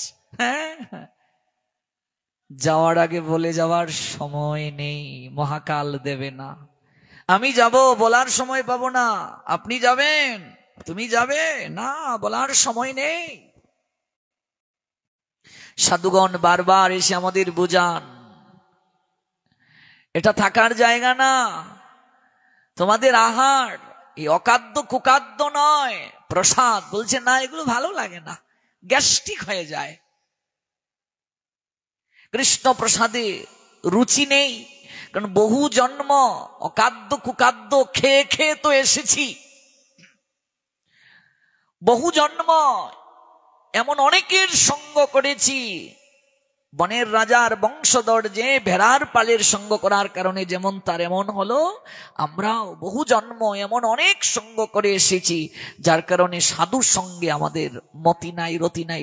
কয়েকজন দেখবে একটু আসে, এসে ডিজিটাল প্রণামটা দিয়ে ভালো লাগে না, ভগবানের কথা দৌড় চলে যায়, যা সিরিয়াল গিয়ে দেখি, এটাই ভালো। হিসাব দিতে হবে, এইভাবে দিন যাবে না। পূর্ণিমা তো থাকবে না রে, আসবে অমাবস্যা, যৌবন থাকবে না, হ্যাঁ চিরকাল, চিরদিন তো থাকবে না রঙের ভালোবাসা। জবাব দিতে হবে, বিচারের কাঠ গড়ায় দাঁড়াতে হবে। মারে যাব তো ঠিকই, কাঠ গড়ায় তো দাঁড়াবো, জবাব কি দেব, কি নিয়ে যাব, কি জবাব দেব ভগবানের কাছে? যেদিন গিয়ে দাঁড়াবো কি জবাব দেব তার কাছে? সময় থাকতে ভক্তের সঙ্গ ধরো। সিংহটা বারবার বোঝানোর কারণে যখন উপলব্ধি হলো ওই ভ্রষ্ট স্বরূপ ভুলে যাওয়া সিংহের বাচ্চাটার আমাদেরও সঙ্গ করতে করতে, সাধুর শ্রীমুখে ভগবানের কথা শ্রবণ করতে করতে একদিন আমরা আমাদের স্বরূপ জানতে পারবো, জীব কৃষ্ণের নিত্য দাস, এটি আমরা উপলব্ধি করতে পারবো। কৃষ্ণ প্রসাদ গ্রহণ করতে করতে একদিন আমাদের জিহ্বার লালসা যাবে, শরীর অবিদ্যা জাল, জরেন্দ্রিয় তাহে কাল। জীবে ফেলে বিষয় সাগরে, তার মধ্যে জিহ্বা অতি লোভময়, সুদূরমতি তাকে যেতা কঠিন সংসারে। কৃষ্ণ বড় দয়াময়, করিবারে জিহ্বা জয়ে সপ্রসাদ অন্ন দিলেন ভাই। সেই অন্ন অমৃত পাও, রাধা কৃষ্ণ গুণ গাও, প্রেমে ডাকো শ্রীকৃষ্ণ চৈতন্য তাই না। বারবার চিৎকার করে গুরু বৈষ্ণবের চরণ ধরে কেঁদে কেঁদে বলবো, কৃপা করুন, উদ্ধার করার ব্যবস্থা করুন, যেন হরি বলবো আর মদন মোহন হেরিব গো, এই রূপেতে ব্রজের পথে চলিব গো। যাব গো ব্রজেন্দ্রপুর, হব গোপীর পায়ের নুপুর, নুপুর হয়ে রুনু ঝুনু বাঁচিব গো। বিপিনে বিনোদ খেলা, সঙ্গেতে রাখালের মেলা, আমি তাদেরও চরণের ধুলা কবে মাখিব গো। এ দেহ অন্তিম কালে রাখবো শ্রী যমুনার জলে, আমি জয় রাধে শ্রী রাধে বলে কবে নয়ন জলে ভাসিব গো। কহে নরোত্তম দাস, না পুরিল অবিলাস, আমি আর কবে ব্রজবাস করিব গো। তখন আমাদের চেতনায় আসবে এটি, কাঁদবো, নয়ন নীরে ভাসবো, আর এই ভাবনা হবে সবার সব লাভ হলো গো, আমার কিচ্ছু লাভ হলো না, আমার জীবনে কিছুই প্রাপ্তি হলো না। সবাই সব প্রাপ্ত হলো, আমার জীবনে কিচ্ছু প্রাপ্তি হলো না গো, আমার কবে সেদিন হবে বলো না, আমি কবে সেই কৃপা প্রাপ্ত হব। তখন এই অনুভব আসবে, এই অনুভব আসবে। সংসারে যাদেরকে আপনার বলছি গো, সংসারে যাদেরকে নিকটের জন ভেবে এই জীবন কাটিয়ে দিচ্ছি, এই সংসারটা বড় দেয়া নেয়ার জায়গা গো, এটা লেনদেনের জায়গা। যত দিতে পারবে তত আদর পাবে, দিতে পারবে না ভালোবাসবে না কেউ। যতদিন যৌবন শক্তি থাকবে সংসারে, নিজেকে খাটাতে পারবে, সবাই ভালোবাসবে। আর যেদিন যৌবন শক্তি থাকবে না, সংসারে খাটতে পারবে না, কেউ ভালোবাসবে না। 3 দিন বিছানায় পড়ে গেলে আর ভালোবাসে না কেউ। নবদ্বীপে ভৈরবী মায়ের আরাধক চাপাল বৈষ্ণব চরণে অপরাধ করে কুষ্ঠব্যাধিগ্রস্ত হলো। শ্রীবাসীর আঙ্গিনায় মহাপ্রভু যখন কীর্তন রসে মাতোয়ারা হয়ে আছেন, নবদ্বীপের কিছু সমাজপতি যারা হরিনামের বিরোধী, কৃষ্ণ নামের বিরোধী, ওরা চাপালের কাছে গিয়ে নালিশ করল, চাপাল জগন্নাথ মিশ্রের ছেলে অনেক বড় পণ্ডিত হয়ে গেছে, দিন নেই রাত নেই ওই মৃদঙ্গ করতাল বাজিয়ে হরিনাম করে। ওই হরিনামের ধ্বনিতে আমাদের কান জ্বালা পালা করছে। আচ্ছা বলুন, সাধুকে দেখে যারা ভয় করে, হরিনামে যাদের আসক্তি নাই, হরিনাম শ্রবণে যাদের লালসা নাই, হরিনাম শ্রবণ করতে যাদের ভালো লাগে না, তারা আকৃতিতে মানুষ, কিন্তু শাস্ত্র বলছেন তারা মানুষ নয়, অসুর। অসুর কারা? আচরণটা যাদের আসুরিক তারা হলো অসুর। আকৃতিতে মানুষ, আচরণ অসুরের। মানুষ আকার হইলে কি হয়, করহ ভূতেরও কাম, নহিলে বদনে কেননা বলহ শ্রী কৃষ্ণ গোবিন্দ নাম। হরিনাম কাদের ভালো লাগে না? অসুরদের ভালো লাগে না। ধর্ম প্রতিপালনে বাধা দেয় কারা? অসুর যারা। মন্দির ভাঙ্গে কারা? বিগ্রহ ভাঙ্গে কারা? অসুর যারা। আসরিক ভাব সম্পন্ন যারা, তারা। এবার ওই অসুর ভাব সম্পন্ন সমাজপতিগণ ভৈরবী মায়ের আরাধক চাপালকে বলছে, হে চাপাল, তুমি পারো এই কীর্তন বন্ধ করতে। জগাই মাদাইয়ের কাছে গেলেও হবে না, ওরা কৃষ্ণ নামে সূচি হয়ে গেছে। জগাইয়ের নাম এখন জগন্নাথ। হ্যাঁ, জ্বালা দেখেও এগুলো এখন সহ্য করতে হয় চাপাল। যে জগাই মাদাই মদ খেয়ে মাতাল হয়ে পড়ে থাকতো, রমণী ধর্ষণ করত, গোমাংসও ভক্ষণ করত, আজকে তারা নাকি বৈষ্ণব। ওরা 1 লক্ষ হরিনাম না করে জল গ্রহণ করে না। ওদের মাথা বিকৃতি করে দিয়েছে ওই জগন্নাথ মিশ্রের নন্দন নিমাই। আর কাজী, ও বেটা তো আরো নিমু খারাম, ও বেটা এখন নিমাইয়ের মামা সেজেছে। একসময় মৃদঙ্গ ভেঙে দিয়েছিল, আমরা শান্তি পেয়েছিলাম। এবার লক্ষ লক্ষ লোক নিয়ে ওই নিমাইয়ের দলে তো লোকের আরো ভাব নাই, হরিনাম করে কত লোক এসে ধেই ধেই করে ওর সঙ্গে নাচে। ওরা সবাই মশাল মিছিল হাতে নিয়ে গেল, বেটা হতচ্ছাড়া ভয় পেয়ে এখন নিমাইকে ভাগ্নে বানিয়ে মামা সেজেছে। ও নাকি ঘোষণা দিয়েছে এই নবদ্বীপে হরিনাম করবে, কেউ বাধা দেবে না, একমাত্র তুমিই পারো, তুমি সর্বজ্ঞানী গুণান্বিত, আর তুমি শাস্ত্রে পণ্ডিত, তোমার জনবল আছে, বাহুবল আছে, অর্থবল আছে, তুমিই পারো আমাদের বাঁচাতে, হরিনাম বন্ধ করতে, তাই তোমার কাছে আমরা এসেছি। চাপাল বলছে, হরিনাম করে সুখ পায়, করুক না, এতে বাধা দেব কেন? আমরা এসেছিলাম তোমার কাছে ভরসা করে, তুমিও বুঝি আমাদের ফেরালে। তোমার আনুগত্যে আমরা আছি, তোমাকে আমরা গুরু জ্ঞান করি। আচ্ছা আচ্ছা আচ্ছা, আমি যাব। রাতের আধারে মদের বোতল হাতে নিয়ে পাটার মাথা, রক্ত জবা ফুলের মালা শ্রীবাসের আঙ্গিনায় রেখে আসা হলো। পাটার মাথা ঝুলাইয়া রাখা হলো, রক্ত ঝরঝর করে ঝরছে, আর রক্ত জবা ফুলের মালাটা পাটার মাথার মাঝে পরিয়ে দেয়া হলো। আর মদের বোতল কিছু আঙ্গিনায় রাখা হলো দরজার সম্মুখে। পরদিন নবদ্বীপের সবাই এসে এই দৃশ্য দেখে যেন বলে, ওরা দরজা বন্ধ করে মদ মাংস খায় আর হরিনাম করে আর মানুষকে মিষ্টি মিষ্টি কথা বলে, আচরণের কথা বলে। কলঙ্ক লেপন করার জন্য এই কার্য করেছে চাপাল সমাজপতিদের অনুরোধে। শ্রীবাসের চরিত্রে কালিমা লেপন করবে, শ্রীবাসাঙ্গিনা থেকে মহাপ্রভুকে বিতাড়িত করবে, উদ্দেশ্য চাপালের এটি। দরজা করলেন শ্রীবাস। শ্রীবিষ্ণু শ্রীবিষ্ণু, এই কি মদের বোতল কোথা থেকে এলো গো?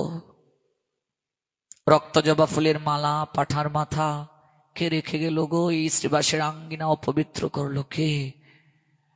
হরিনাম করছি আমরা, কারো তো ক্ষতি করছি না গো। দেখবেন জগৎ সংসারে হিন্দুদের মাঝে এমন অনেক লোক আছে, সন্তান মদ খাক সমস্যা নেই, বিড়ি খাক সমস্যা নেই, মেয়ের পিছনে ছুটাছুটি করুক, মেয়ে পালাইয়া নিয়ে আসুক, কোনো সমস্যা নাই। দুদিন পরই একটু শাসন করে আবার ও আমার সোনারে মনারে, হ্যাঁ ও আমার পাগলু রুমিও। কিন্তু সন্তান যদি একটু তুলসীর মূলে জল দিয়ে দেয়, হেরে শিউলির মা, এই কি তোর ছেলে তো দেখি সাধু হয়ে গেছে রে, ঘরে থাকবে না, তোকে খাওয়াবে না, শীঘ্র করে বিয়ে করা বিয়ে করা বিয়ে করা, পায়ে শিকল পরিয়ে দে রে, ছেলে সন্ন্যাসী হয়ে যাবে, তোকে খাওয়াবে না। শ্রীবাস বলছেন কারো তো ক্ষতি করছি না, হ্যাঁ হরিনাম করছি, এই জন্য এত বড় অনাচার। এই মদের বোতল আঙ্গিনায় রেখে আমাদের চরিত্রে কালিমা লেপন করা, পাঠার মাথা রেখে আমরা সদাচারী সাত্বিক আহারী, প্রসাদ পাই ভগবানকে নিবেদন করে, আর জগতের কাছে আমাদের কলঙ্ক দেয়া, ছি ছি, এমন কাজও কেউ করতে পারে? কে কার্য করলো?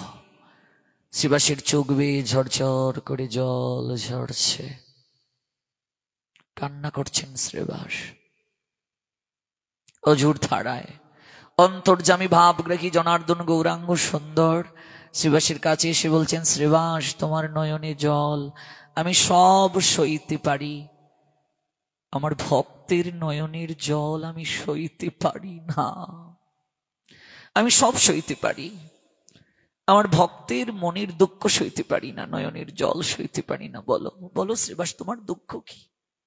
কিসের কারণে তুমি কষ্ট পাচ্ছ? তোমার নয়নে জল কিসের? বলো না, কি হয়েছে তোমার? প্রভু আমি একথা মুখে বলতে পারবো না প্রভু। প্রভু হরিনাম করা কি অন্যায়? বলো কি শ্রীবাস? কৃষ্ণ ভজন করা, কৃষ্ণ নাম করা, হরিনাম করার জন্যই তো এই মনুষ্য জীবন প্রাপ্তি। এই মনুষ্য জীবন প্রাপ্ত হয়ে গৌর গোবিন্দ ভাবনায়, কৃষ্ণ নামে হরি নামে যে মাতুয়ারা হতে পারলো না, দুফোঁটা নয়নের জল কৃষ্ণ চরণে যে দিতে পারলো না, তার মনুষ্য জীবন তো বিফলে চলে গেল। আর কোন জন্মে এত সুন্দর করে কথা বলার শক্তি দিয়েছেন রে মা ভগবান? পশুকে দিয়েছেন, আমাদেরকে ভগবান দিয়েছেন এত সুন্দর করে বাক শক্তি। প্রভু আর কেউ জানুক আর না জানুক, আমি তো জানি তুমি কে। তোমার মহাপ্রকাশ লীলা আমি দর্শন করেছি প্রভু, তুমি তো অন্তর্যামী, তুমি তো সব জানো। শ্রীবাস তোমার নয়নে যে অশ্রু ছড়িয়েছে, তোমার চরিত্রে যে কালিমা লেপন করতে চেয়েছিল, এই শ্রীবাস আঙ্গিনা যে অপবিত্র করতে চেয়েছে, এই আঙ্গিনা থেকে আমাকে যে বিতাড়িত করতে চেয়েছে, কৃষ্ণ নামের বিরোধিতা যে করতে চেয়েছে, কৃষ্ণ নাম বন্ধ করতে যে চেয়েছে, 7 দিনের ভিতরে তার শরীরে গলিত কুষ্ঠ হবে। আমি অভিশাপ দিলাম। 7 দিনের মাঝে গলিত কুষ্ঠ হবে তার শরীরে, পচে পচে শরীরের মাংস কষে পড়বে, কীট হবে শরীরে, মৃত্যুর জন্য কাঁদবে, মৃত্যু হবে না। বৈষ্ণবেতে হয় যদি ক্ষুদ্র অপরাধ, কুটি কুটি ভজনেতে পড়ে যায় বাদ। বৈষ্ণব দেখিয়া যে নানুয়ায় মুন্ড, সেই মুন্ড পড়ে গিয়া নরকের কন্য। মনে রাখবে, ভজন আমরা যতটুকু করি, গুরু বৈষ্ণব চরণে যেন অপরাধ না করি আমরা। যার মাধ্যমে ভক্তি যাজন করলাম আমরা, যার মাধ্যমে আমার চিত্তে ভক্তি এলো, যার কৃপায়, যার হরিকথা শুনে, যার সঙ্গ করে, যার সাহচর্যে এসে আমার মাঝে একটু ভক্তি এলো, আমার চক্ষু দান হলো, কোনোদিন যেন তাকে আমি অবহেলা না করি, তার ঋণ যেন আমি অস্বীকার না করি, তাহলে সঙ্গে সঙ্গে আমার পতন হয়ে যাবে। চক্ষুদান দিল যে জন্মে জন্মে, প্রভু সে দিব্য জ্ঞান হৃদে প্রকাশিত। প্রেম ভক্তি যাহা হইতে অবিদ্যা বিনাশ যাতে, বেদে গায়ে যাহারও চরিত। কোনোদিন যেন আমার মাঝে এরকম ভাবনা না আসে, যার মাধ্যমে নাম পেলাম, জীবনের উদ্দেশ্য জানতে পারলাম, যার মাধ্যমে ভজন কি জানতে পারলাম, আহার শুদ্ধি এলো, সাধু সঙ্গ করার ইচ্ছে জাগলো, আমি যেন কোনোদিন সেই শিক্ষাগুরুকে, সেই গুরুদেবকে আমি যেন কখনো কোনোদিন পাশ কাটিয়ে না যাই। তাহলে আমার যতটা ভক্তি আছে নষ্ট হয়ে যাবে, ভ্রষ্ট হয়ে যাব আমি। ভক্তিলতা শুকিয়ে যাবে আমার, যদি বৈষ্ণব চরণে অপরাধ হয়, গুরু চরণে অপরাধ হয়। দীক্ষা যার নিকটে গ্রহণ করলাম, তিনি যদি সদ্গুরু হন, সদাচারী হন, অবশ্যই আমি তার সেবা করব। বপু সেবা, বাণী সেবা, 2 প্রকার সেবা আমি সেবা করব, অপরাধ যেন না হয়। মন্ত্রগুরু শিক্ষাগুরু অভেদ, আলাদা নয়, একই মুদ্রার এপিঠ ওপিঠ। শিক্ষাগুরু আর দীক্ষাগুরু একই তত্ত্ব, আলাদা নয়। শিক্ষাগুরুকে তো জানি কৃষ্ণের স্বরূপ, অন্তর্যামী ভক্ত শ্রেষ্ঠ এই 2 রূপ। শিক্ষাগুরু দীক্ষাগুরু একই মুদ্রার এপিঠ এবং অপিঠ। শিক্ষাগুরু আমার অনেক হতে পারেন, মন্ত্রগুরু একজনই হবেন। মন্ত্রগুরু কেমন? যদ্যপি আমার গুরু চৈতন্যের দাস, তথাপি জানিও তারে তাহারই প্রকাশ। যদিও আমার গুরু চৈতন্যের সেবক, মহাপ্রভুর সেবক, কিন্তু শিষ্য গুরুদেবকে স্বয়ং ভগবান শ্রী চৈতন্য মহাপ্রভুর মতো ভগবানের স্বরূপেই তাকে ভালোবাসবে, প্রণাম করবে, সম্মান করবে, শ্রদ্ধা করবে। আজকাল বহু জায়গায় দেখা যায় এমন, যার মাধ্যমে আমরা ভক্তিতে আসি, ভক্তি জগতে আসি, তারপর আর তার সঙ্গে আমরা সম্বন্ধ রাখি না। এটা আমাদের জন্য দুর্ভাগ্য। ভক্তিতে কোনোদিন আমরা অগ্রসর হতে পারতাম না যদি তার কৃপা না হতো। তাহলে এত এত সাধু থাকতে আমার পরিবর্তন হলো না। এই সাধুর শ্রীমুখে হরিকথায় আমার পরিবর্তন কেন গেল? তার সাহচর্যে, তার সঙ্গে আমার আসরিক ভাব কেন গেল? তার মানে ভগবান তিনি কৃপা করে তাকে আমার জীবনে পাঠিয়েছেন। তিনি ভগবান, স্বয়ং ভগবান, তাকে কেন্দ্র করে, তাকে মাধ্যম করে ভগবানই আমায় কৃপা করেছেন, ভগবানই আমায় স্বরূপ উন্মোচন করিয়ে দিয়েছেন, করুণা প্রদান করেছেন। এটি হলো মূল কথা। 7 দিনের মাঝে কুষ্ঠবেদী হবে, তাই হলো। সারা গায়ে গলিত কুষ্ঠ, পচে পচে মাংস পড়ছে, যন্ত্রণায় কাতরাচ্ছে চাপাল। মারে মা, সারা জীবন তোমার আরাধনা করলাম, আজকের এই দিনটির জন্য আমার কি ভুল ছিল রে মা?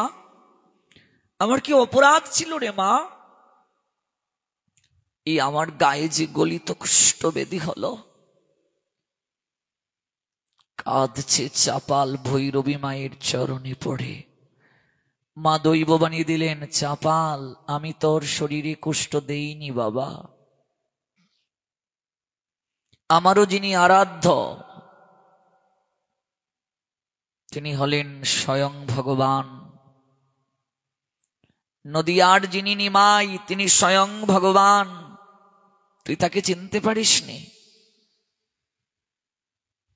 তুই তাকে কালিমালিপ্ত করতে চেয়েছিস জগতে। আঙ্গিনা থেকে শ্রীবাসের বিতাড়িত করতে চেয়েছিস। আঙ্গিনার অপবিত্রতা তুই আনয়ন করেছিস, মদের বোতল রেখেছিস। শ্রীবাসের মতো পরম বৈষ্ণবকে তুই কালিমালিপ্ত করেছিস জগতে। এই ইচ্ছে তোর হৃদয়ে ছিল।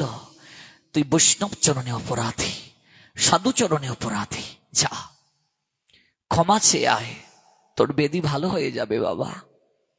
অহংকারে মত্ত হয়ে চাপাল বলছে আমি যাব শ্রীবাসের কাছে ক্ষমা চাইতে? আমি যাব না, আমি যাব না মা, আমি যাব না। যাবি না? বৈষ্ণব চরণে অপরাধীকে কেউ কোনোদিন আশ্রয় দিতে পারে না, আমিও পারি না চাপাল।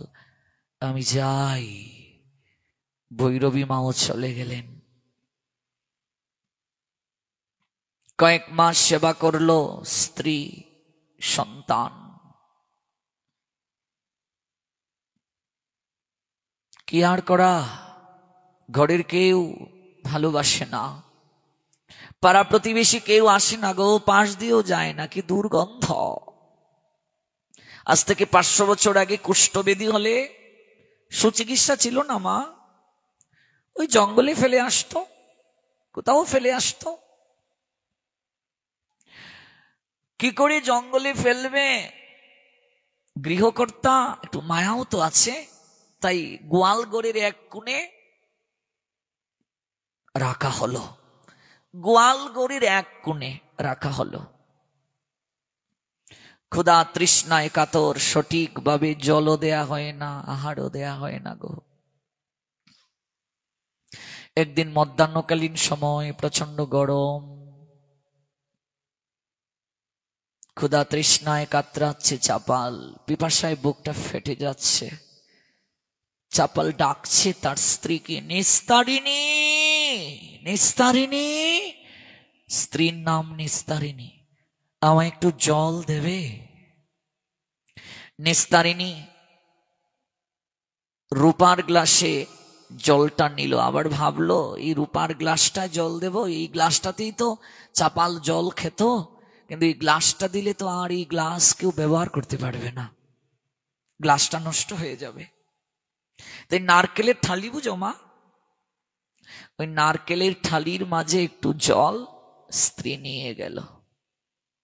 চাপাল অবাক হয়ে তাকিয়ে আছে স্ত্রীর দিকে। নিস্তারিণী, তুমি আমার জন্য নারকেলের ঠালিতে জল আনলে?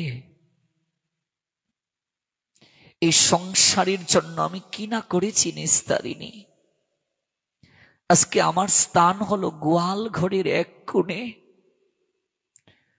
সংসারে তো স্বার্থপরতার জায়গা নিস্তারিণী। এখানে ব্যাধিগ্রস্ত হলে, শরীর অচল হয়ে গেলে, সংসারে দিতে না পারলে কেউ কাউকে বুঝি ভালোবাসে না। নিস্তারিণী, আমার জন্য তুমি নারকেলের ঠালিতে জল আনলে। নারকেলের ঠালিতে জলটা রেখে নিস্তারিণী কাপড় দ্বারা নাকটা বন্ধ করে চেপে ধরে গোশালা থেকে বের হয়ে এলো। পচে গেছে হাত, কোন ক্রমে নারকেলের ঠালিটা ধরেছে, কিছুটা জল গেল ভেতরে, বাকিটা পড়ে গেল। ক্ষুধা তৃষ্ণায় কাতরাতে কাতরাতে অজ্ঞান হয়ে গেল চাপাল। দুপুর গনিয়ে বিকেল, সন্ধ্যা, রাত, পরদিন দুপুর হলো, গোয়াল ঘর থেকে কোনো শব্দ আসছে না। নিস্তারিণী ডাকছে, কালুয়া। কালুয়া হলো ডোম, কাজ করে। কালুয়া, দেখতো বাবা, গোশালায় কোনো শব্দ হচ্ছে না, তোর বাবা ঠাকুর আছে না মরেছে? কালুয়া গোশালায় গিয়ে দেখে কোনো কথা নেই, শব্দ নেই। কুষ্ঠবেদীগ্রস্ত তো, এত নিকটে গিয়ে শ্বাস প্রশ্বাস বইছে কিনা তাও দেখছে না। মা ঠাকুরুন কোনো শব্দ নাই, শরীরও নড়ছে না, হয়তো বাবা ঠাকুরুন আর নেই। কালুয়া কুষ্ঠ বেদিগ্রস্ত লোকটার দাহ কার্য কে করবে, কে আসবে রে? কালুয়া তোকে অনেক করি দেব, চা না একটু সৎকার করে রেখে আয়। কালুয়া একাকী চাপালির দেহটাকে কাঁধে করে নদীর পাড়ে নিয়ে গেল। কাষ্ঠ দ্বারা একটা চিতা সাজালো কালুয়া। নদীর তীরে শয়ন করিয়ে রেখে চিতা সাজাচ্ছে, দক্ষিণা বাতাস গায়ে লাগলো চাপালের। মূলত চাপাল মরেনি। হঠাৎ চোখটা খুলল সে, এই কি আমি এখানে? আমি তো গোয়াল ঘুরেছিলাম, আমি এখানে কি করে এলাম? তাকিয়ে দেখছে আশেপাশে নদীর তীরে সে শয়নে আছে। পাশে দীর্ঘদিনের পরিচিত কাজের লোক ডুম। এটা কার চিতা রে কালুয়া? এটা কার চিতা? আমি মরিনি, আমি মরিনি। তোর মা ঠাকুরুন তোকে দিয়ে আমায় পাঠিয়ে দিয়েছে, আমি মরিনি। এটা কার চিতা রে? এটা কার চিতা কালুয়া? আমি মরিনি রে কালুয়া। জীবন যৌবন যে সংসারের জন্য এতটা বছর আমি উৎসর্গ করলাম, এই সংসার আমাকে এই প্রতিদান দিল কালুয়া। এই প্রতিদান দিল এই সংসার। আমার শরীরে কুষ্ঠব্যাধি হয়েছে বলে সংসার আমাকে এই প্রতিদান দিল। যে স্ত্রী কোনোদিন আমায় রেখে দীর্ঘদিন কোথাও অবস্থান করতো না রে, বাবার বাড়িতেও গিয়ে থাকতো না, আজ সে গোশালায় আমায় রাখলো, নারকেলের ঠালিতে জল দিল। আমি অজ্ঞান হয়ে ক্ষুধা তৃষ্ণায় কাতরাতে কাতরাতে পড়ে রইলাম। এসে দেখলো না আমি বেঁচে আছি কিনা, তোকে করির লোভ দেখি আমায় শ্মশানে পাঠিয়ে দিল কালুয়া। আমাকে দেখে জগতের মানুষ, সংসারী মানুষ শিক্ষা নেক। এই জগৎ সংসারে গোবিন্দ ব্যতীত আর কেউ আপনার হতে পারে না।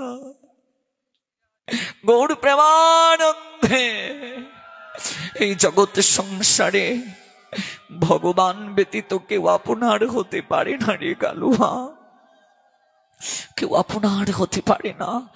ওরে যতটা সময় আমি সংসারকে দিলাম, যতটা সময় আমি সংসারকে আপনার করার জন্য আমি উৎসর্গ করলাম, ওরে তার থেকে অল্প সময়ও যদি আমি গোবিন্দকে দিতাম, আমার আজকের এই দিনটা হতো না রে কালুয়া। আমি আর গৃহে ফিরে যাব না, আমি আর গৃহে ফিরে যাব না, আমি গৃহে ফিরে যাব না। শ্মশানটার পাশে তাল পাতা দিয়ে আমায় একটা কুটির বানিয়ে দে না, তাকিয়ে থাকবো, পলকহীন ভাবে শ্মশানটার দিকে তাকিয়ে থাকবো। জগৎ জীব আমায় দেখে শিক্ষা নেবে। যতই তুমি দালান কোঠা তৈরি করো আর আমায় এসে থাকার জন্য, তোমার আমার প্রকৃত ঠিকানাটা হলো এই শ্মশান ঘাট। মানুষ শ্মশানে যেতে চায় না, সময় নিয়তি কান ধরে তাকে শ্মশানে নিয়ে যায়। যা যা দেখে আয়, দেখে আয় তোর থাকার জায়গাটা কোথায়। এই জগতে আমার আমার আমার করো, তুমি আমার বলতে কি বুঝো? কি বুঝো তুমি? প্রতিটা ক্ষণ আমার আমার আমিত্বের আহাজারিতে মগ্ন হয়ে আমরা আমাদের এই জীবন কাটিয়ে দিচ্ছি।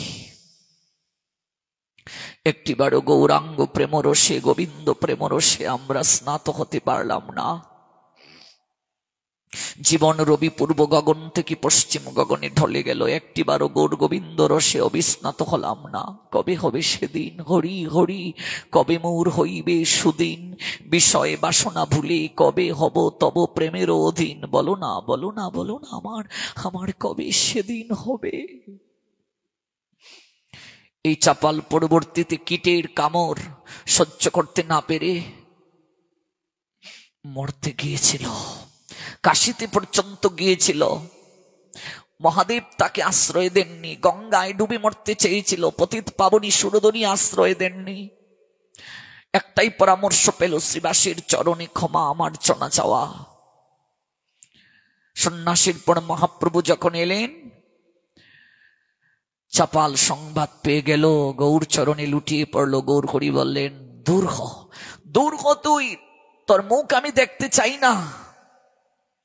তোকে অনন্তকাল কীটের কামড় আমি খাওয়াবো, তোকে আমি কৃপা করব না। তুই শ্রীবাসের চরণে অপরাধ করেছিস। শ্রীবাস আমার প্রাণ, বৈষ্ণব আমার প্রাণ, যা যা আমার চোখের সামনে থেকে যা। নিত্যানন্দ চরণে লুটিয়ে পড়ল চাপাল। নিত্যানন্দ প্রভু বললেন, একমাত্র তুমি কৃপা পেতে পারো শ্রীবাস যদি তোমায় ক্ষমা করে। শ্রীবাস চরণে চাপাল লুটিয়ে পড়ল, শ্রীবাস তাকে ক্ষমা করলেন। গৌর হরি তাকে আলিঙ্গন করলেন। গৌরাঙ্গ প্রেম আলিঙ্গন পেয়ে চাপাল সুস্থ হয়ে উঠল। তার শরীর থেকে কুষ্ঠবেদী নিরাময় হলো। গৌর হরি বললেন, চাপাল কি করতে চাও? গৃহে ফিরে যাবে? চাপাল কেঁদে কেঁদে বলল, না প্রভু, যে সংসার আমায় ত্যাগ করলো, আমি সেই সংসারে আর ফিরে যেতে চাই না। চাপালের নাম দিলেন গৌর হরি। দেবকী নন্দন দাস। যে বৈষ্ণব চরণে অপরাধ করে তুমি কুষ্ঠবেদীগ্রস্ত হলে, আজ থেকে তুমি সেই বৈষ্ণবের মহিমা কীর্তন করো, বৈষ্ণব মহিমা লিখতে শুরু করো। তোমার নাম আজ থেকে দেবকী নন্দন দাস। বৈষ্ণব মহিমা কীর্তন করে করে জগৎকে তুমি বৈষ্ণবের মহিমা জানিয়ে দাও। বৈষ্ণব কৃপা হলো, শ্রীবাসের কৃপা হলো। চাপাল থেকে আজ তিনি দেবকী নন্দন দাস হলেন, বৈষ্ণব হলেন, গৌর নামে প্রেমে স্নাত হলেন, জীবনটা বিসর্জন দিলেন গৌর গোবিন্দ চরণে, গৌর লীলায় পুষ্টি সাধন করলেন, আর জগৎকে শিক্ষা দিলেন বৈষ্ণব চরণে যেন অপরাধ আমরা না করি। অনিত্য সংসারের প্রতি যেন আমাদের এত মায়া না থাকে। সংসারী সাজো, সংসারী হইও না, এই শিক্ষাটা দিলেন চাপাল। যাদের জন্য তুমি এত খাটছো, কেঁদে কেঁদে আকুল হচ্ছ, তারা কেউ তোমার সঙ্গী হবে না। যতদিন করে জন ধন উপার্জন, ততদিন বসে থাকে নিজ পরিজন। পরে যখন বৃদ্ধকালে জীর্ণ হয় দেহ, ডেকেও জিজ্ঞেস করে না কেহ। তাই সময় থাকতে গুরু বৈষ্ণবের সঙ্গ ধরো, গুরু বৈষ্ণব আনুগত্যে গৌর গোবিন্দের সেবায় জীবনকে উৎসর্গ করো। চাপালাজ দেবকী নন্দন দাস হয়ে গাইছেন, জগৎকে জানাচ্ছেন মহিমা। বৃন্দাবন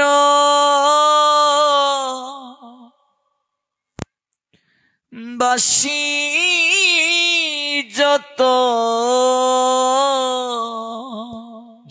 হরি বল, বৈষ্ণবের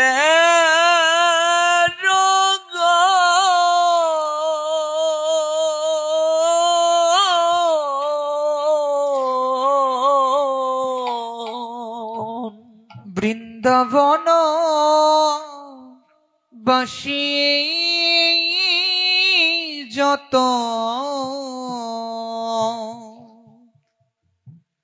বৈষ্ণবের গান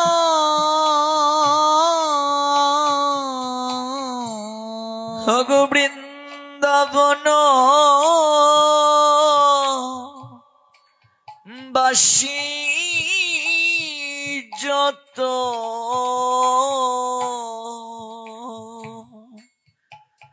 বৈষ্ণবের গান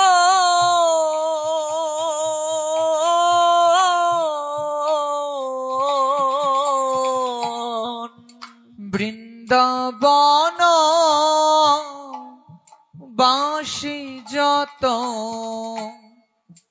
বৈষ্ণবের গান প্রথমে বন্দনা করি সবার চরণ প্রথমে বন্দনা করি সবার চরণ। প্রথমে কার চরণে বন্দনা করছেন? বৃন্দাবনের ভক্তদের চরণে। এই অনন্ত কোটি বিশ্ব ব্রহ্মাণ্ডের মাঝে ব্রজের ভক্তদের মতো শ্রেষ্ঠ প্রীতি গোবিন্দকে কেউ কোনোদিন দিতে পারে নাই। ব্রজের ভক্তগণ শ্রেষ্ঠ। ঘুম থেকে উঠে এই বন্দনাটা গাইতে হয় সবাইকে, বুঝলে মা? যদি এই বন্দনাটা প্রতিদিন কেউ কীর্তন করে, অচিরেই সে কৃষ্ণ প্রেম লাভ করবে। এটি দেবকীনন্দন দাস রচনা করেছেন।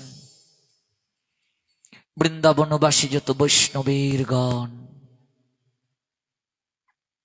প্রথমে বন্দনা করি সবার চরণ। বৃন্দাবনের ভক্তদের পর কার চরণ বন্দনা করছেন?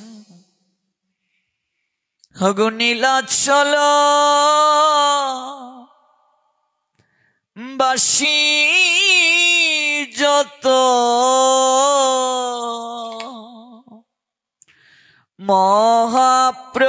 মহাপ্রভুর গান।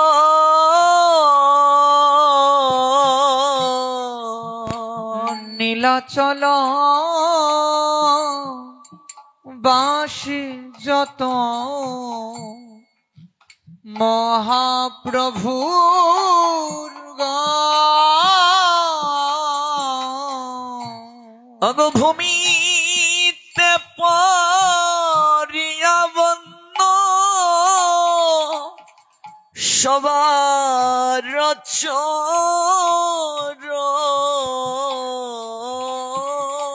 ভূমিতে পরিয়া বন্ধ সবার চরণ।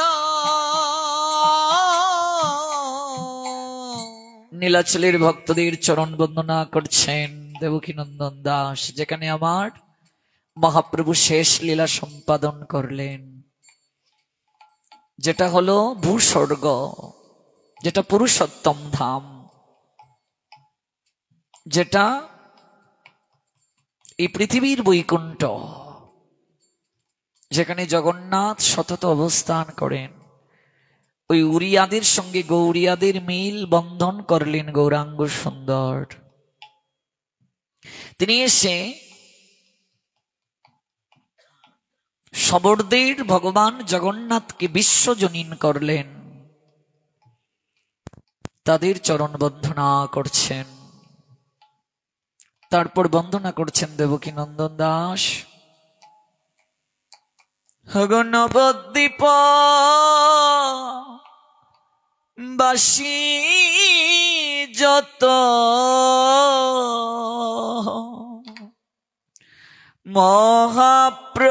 মহাপ্রভুর ভক্ত নবদ্বীপ বাসে যত মহাপ্রভুর ভক্ত গো সবার চরণ বন্দ হইয়া অনুরক্ত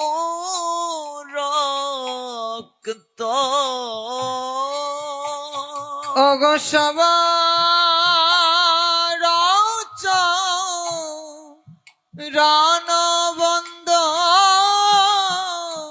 হইয়া অনুরক্ত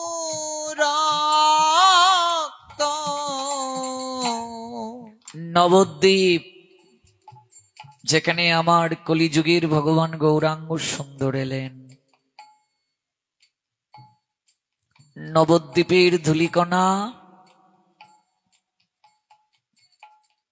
এই কলিহত জীবের গায়ে যদি লাগে, পাষণ্ডীর গায়েও যদি লাগে গো, তারও চিত্তে কৃষ্ণ প্রেম এসে যায়। সিদ্ধ গৌরকিশোর দাস বাবাজি মহারাজ তিনি যখন ত্রিসন্ধ্যা করতেন, সন্ধ্যা আহ্নিক করতেন, তখন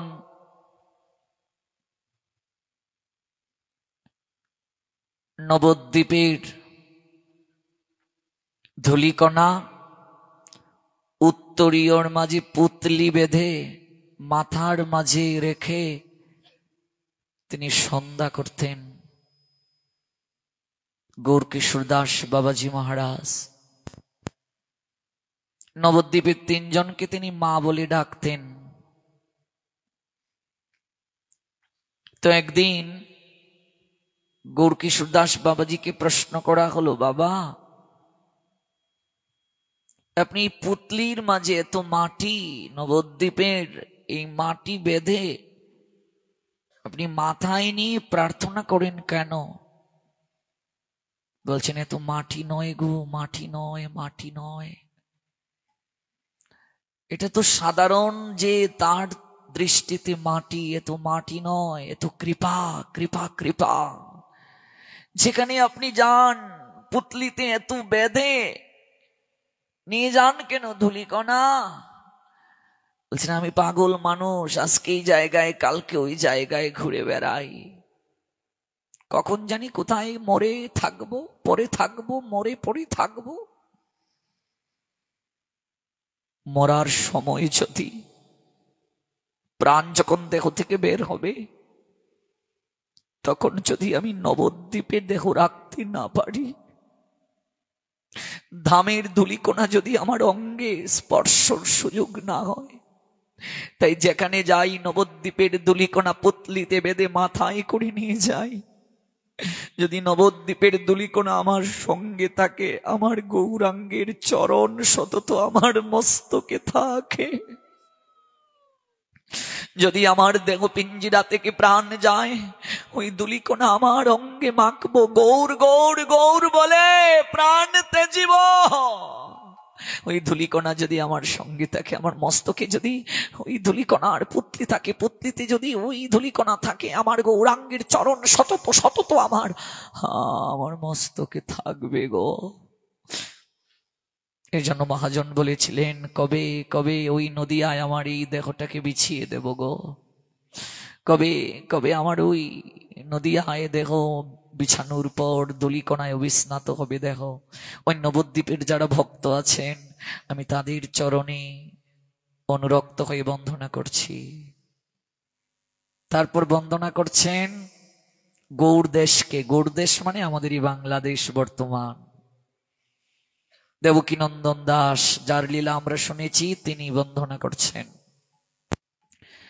মহাপ্রভু ভক্ত যত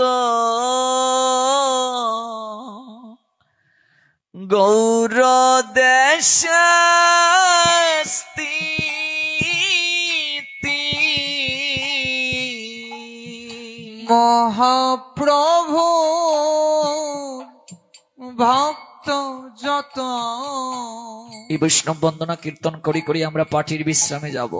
ও গৌর দেশে স্থিতি সবার চরণ বন্দ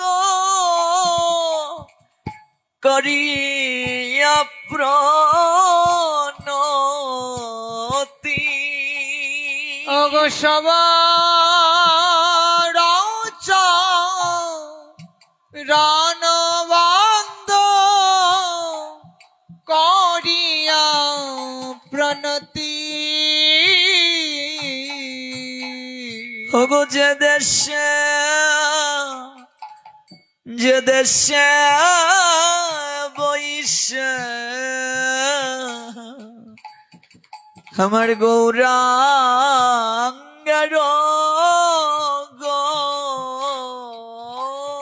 ওগো যে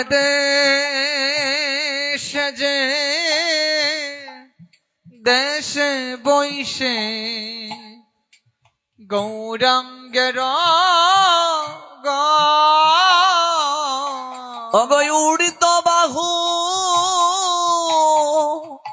গৌর প্রেমানন্দে করিবন্দ সবার চরণ অগয়ুর্দ বহু করিবন্দ সবার চরণ অগ হইয়াছেন হইবেন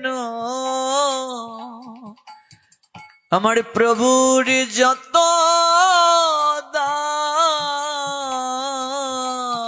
অগ হইয়াছেন হইবেন প্রভুর যত অগ সবার চরণবন্দ দন্তে করি ঘা সবার চরণবন্দ দন্তে করি ঘা ব্রহ্মাণ্ডতা রীতে শক্তি ধরে জনে জনে অগো ব্রহ্মাণ্ডতারিতে শক্তি একমাত্র সাধুগণ বৈষ্ণবগণই পারেন আমাদের এই ব্রহ্মাণ্ড থেকে জনে জনে এই জম্বুদ্বীপ থেকে এই মায়ার সংসার থেকে একমাত্র সাধুগুণই পারেন কৃপা করে আমাদেরকে উদ্ধার করার। তাই বলছেন ব্রহ্মাণ্ড তারিতে শক্তি ধরে জনে জনে। হগ ব্রহ্মাণ্ড তারিতে শক্তি ধরে জনে জনে অগো ব্রহ্মাণ্ডতারিতে শক্তি গৌর প্রেমানন্দে ধরে জনে জনে অগয়া বেদ পুরাণে গুণ গায়ে যাবা শুনে অগয়া বেদ পুরাণে গুণ গাই যাবা শুনে আমার মহাগণ সব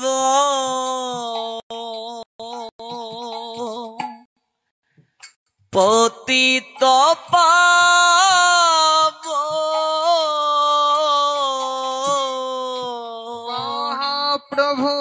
মহাপ্রভুর গান সব মহাপ্রভুর যারা ভক্ত বৈষ্ণব যারা পতিত পাবন পাবন। অগো তাই লুভে মুয় পাপি লইলু সর অগতাই লোভে মই পাপি লইলু শরণ। হৃদয়ে লালসা, হৃদয়ে বড় আকিঞ্চন, একটা লোভ, চরণে আজ এসে শরণ নিলাম। হে বৈষ্ণবগণ, আপনারা তো মহাপ্রভুর গণ, কৃপা করুন এই অধমের এই দাসের যেন প্রেম আসে, কৃষ্ণ প্রেম ভক্তি যেন আসে, প্রার্থনা করছেন। তাই লোভে মুই পাপি লইল শরণ। হগ বন্দনা করিতে শক্তি, হগ বন্দনা করিতে মুই কত শক্তি ধরি। বন্দনা করিতে মুই কত শক্তি ধরি। তম বুদ্ধি দুষে মুই দম্ব মাত্র করি। অগতম বুদ্ধি দোষে মুই দম্ব মাত্র করি। তথাপি মুখের ভাগ্য মনের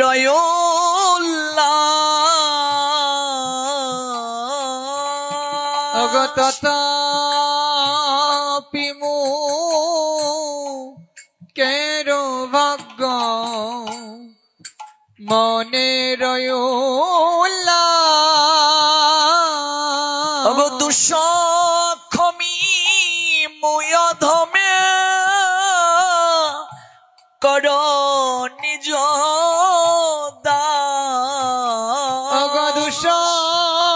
দুঃখমি মুধমে কর নিজ সর্ববাঞ্ছা সিদ্ধি হয়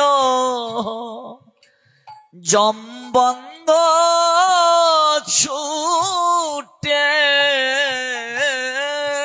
সর্ববাঞ্ছা সিদ্ধি হয় গৌর প্রেমানন্দে জমবন্ধ ছুটে। অগ জগতে দুর্লভ হইয়া প্রেম ধন লুটে। জগতে দুর্লভ হইয়া প্রেম ধন লুটে। অগ মনের বাসনা পূর্ণ, মনের বাসনা পূর্ণ হবে অচিরাতে।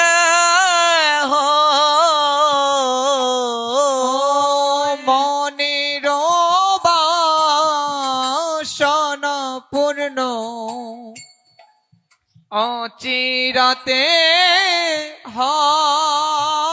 অগ দেব কি নন্দন দাস এই লুভে দেব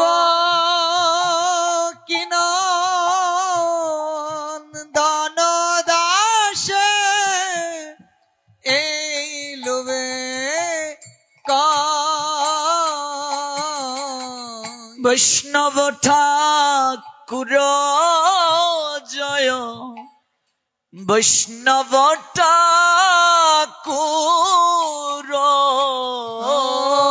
বৈষ্ণব ঠাকুর জয়, বৈষ্ণব ঠাকুর দাসে করুণা কর, দাসে করুণা কর, ও করুণা কর দাস, করুণা কর।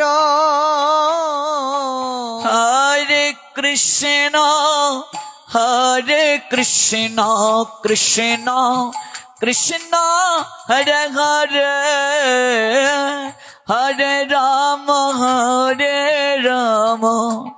রাম রাম হরে হরে।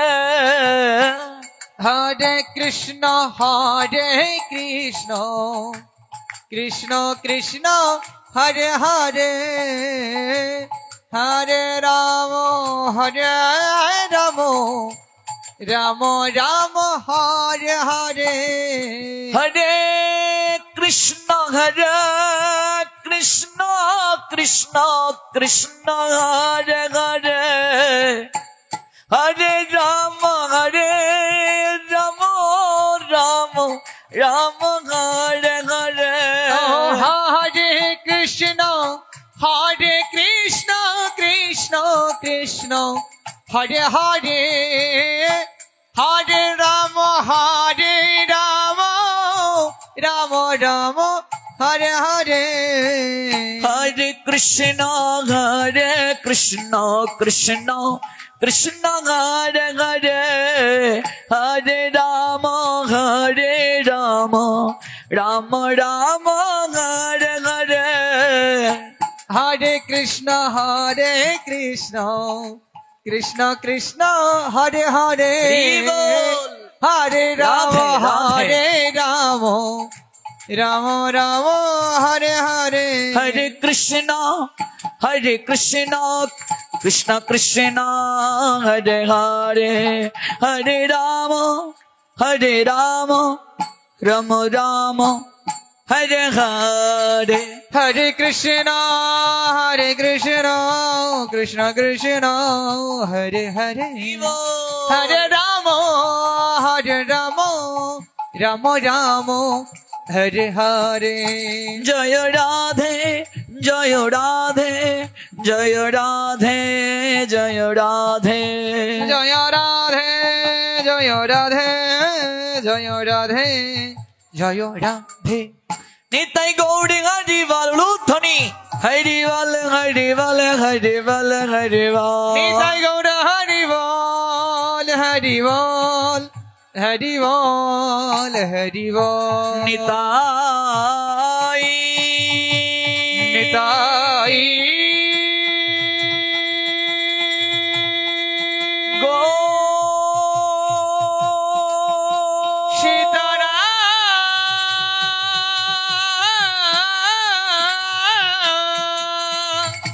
প্রেমানন্দ হরিব। সিন্ধু ভয়চ পতিতানং পাবনেভ্যো বৈষ্ণবেভ্যো নমঃ।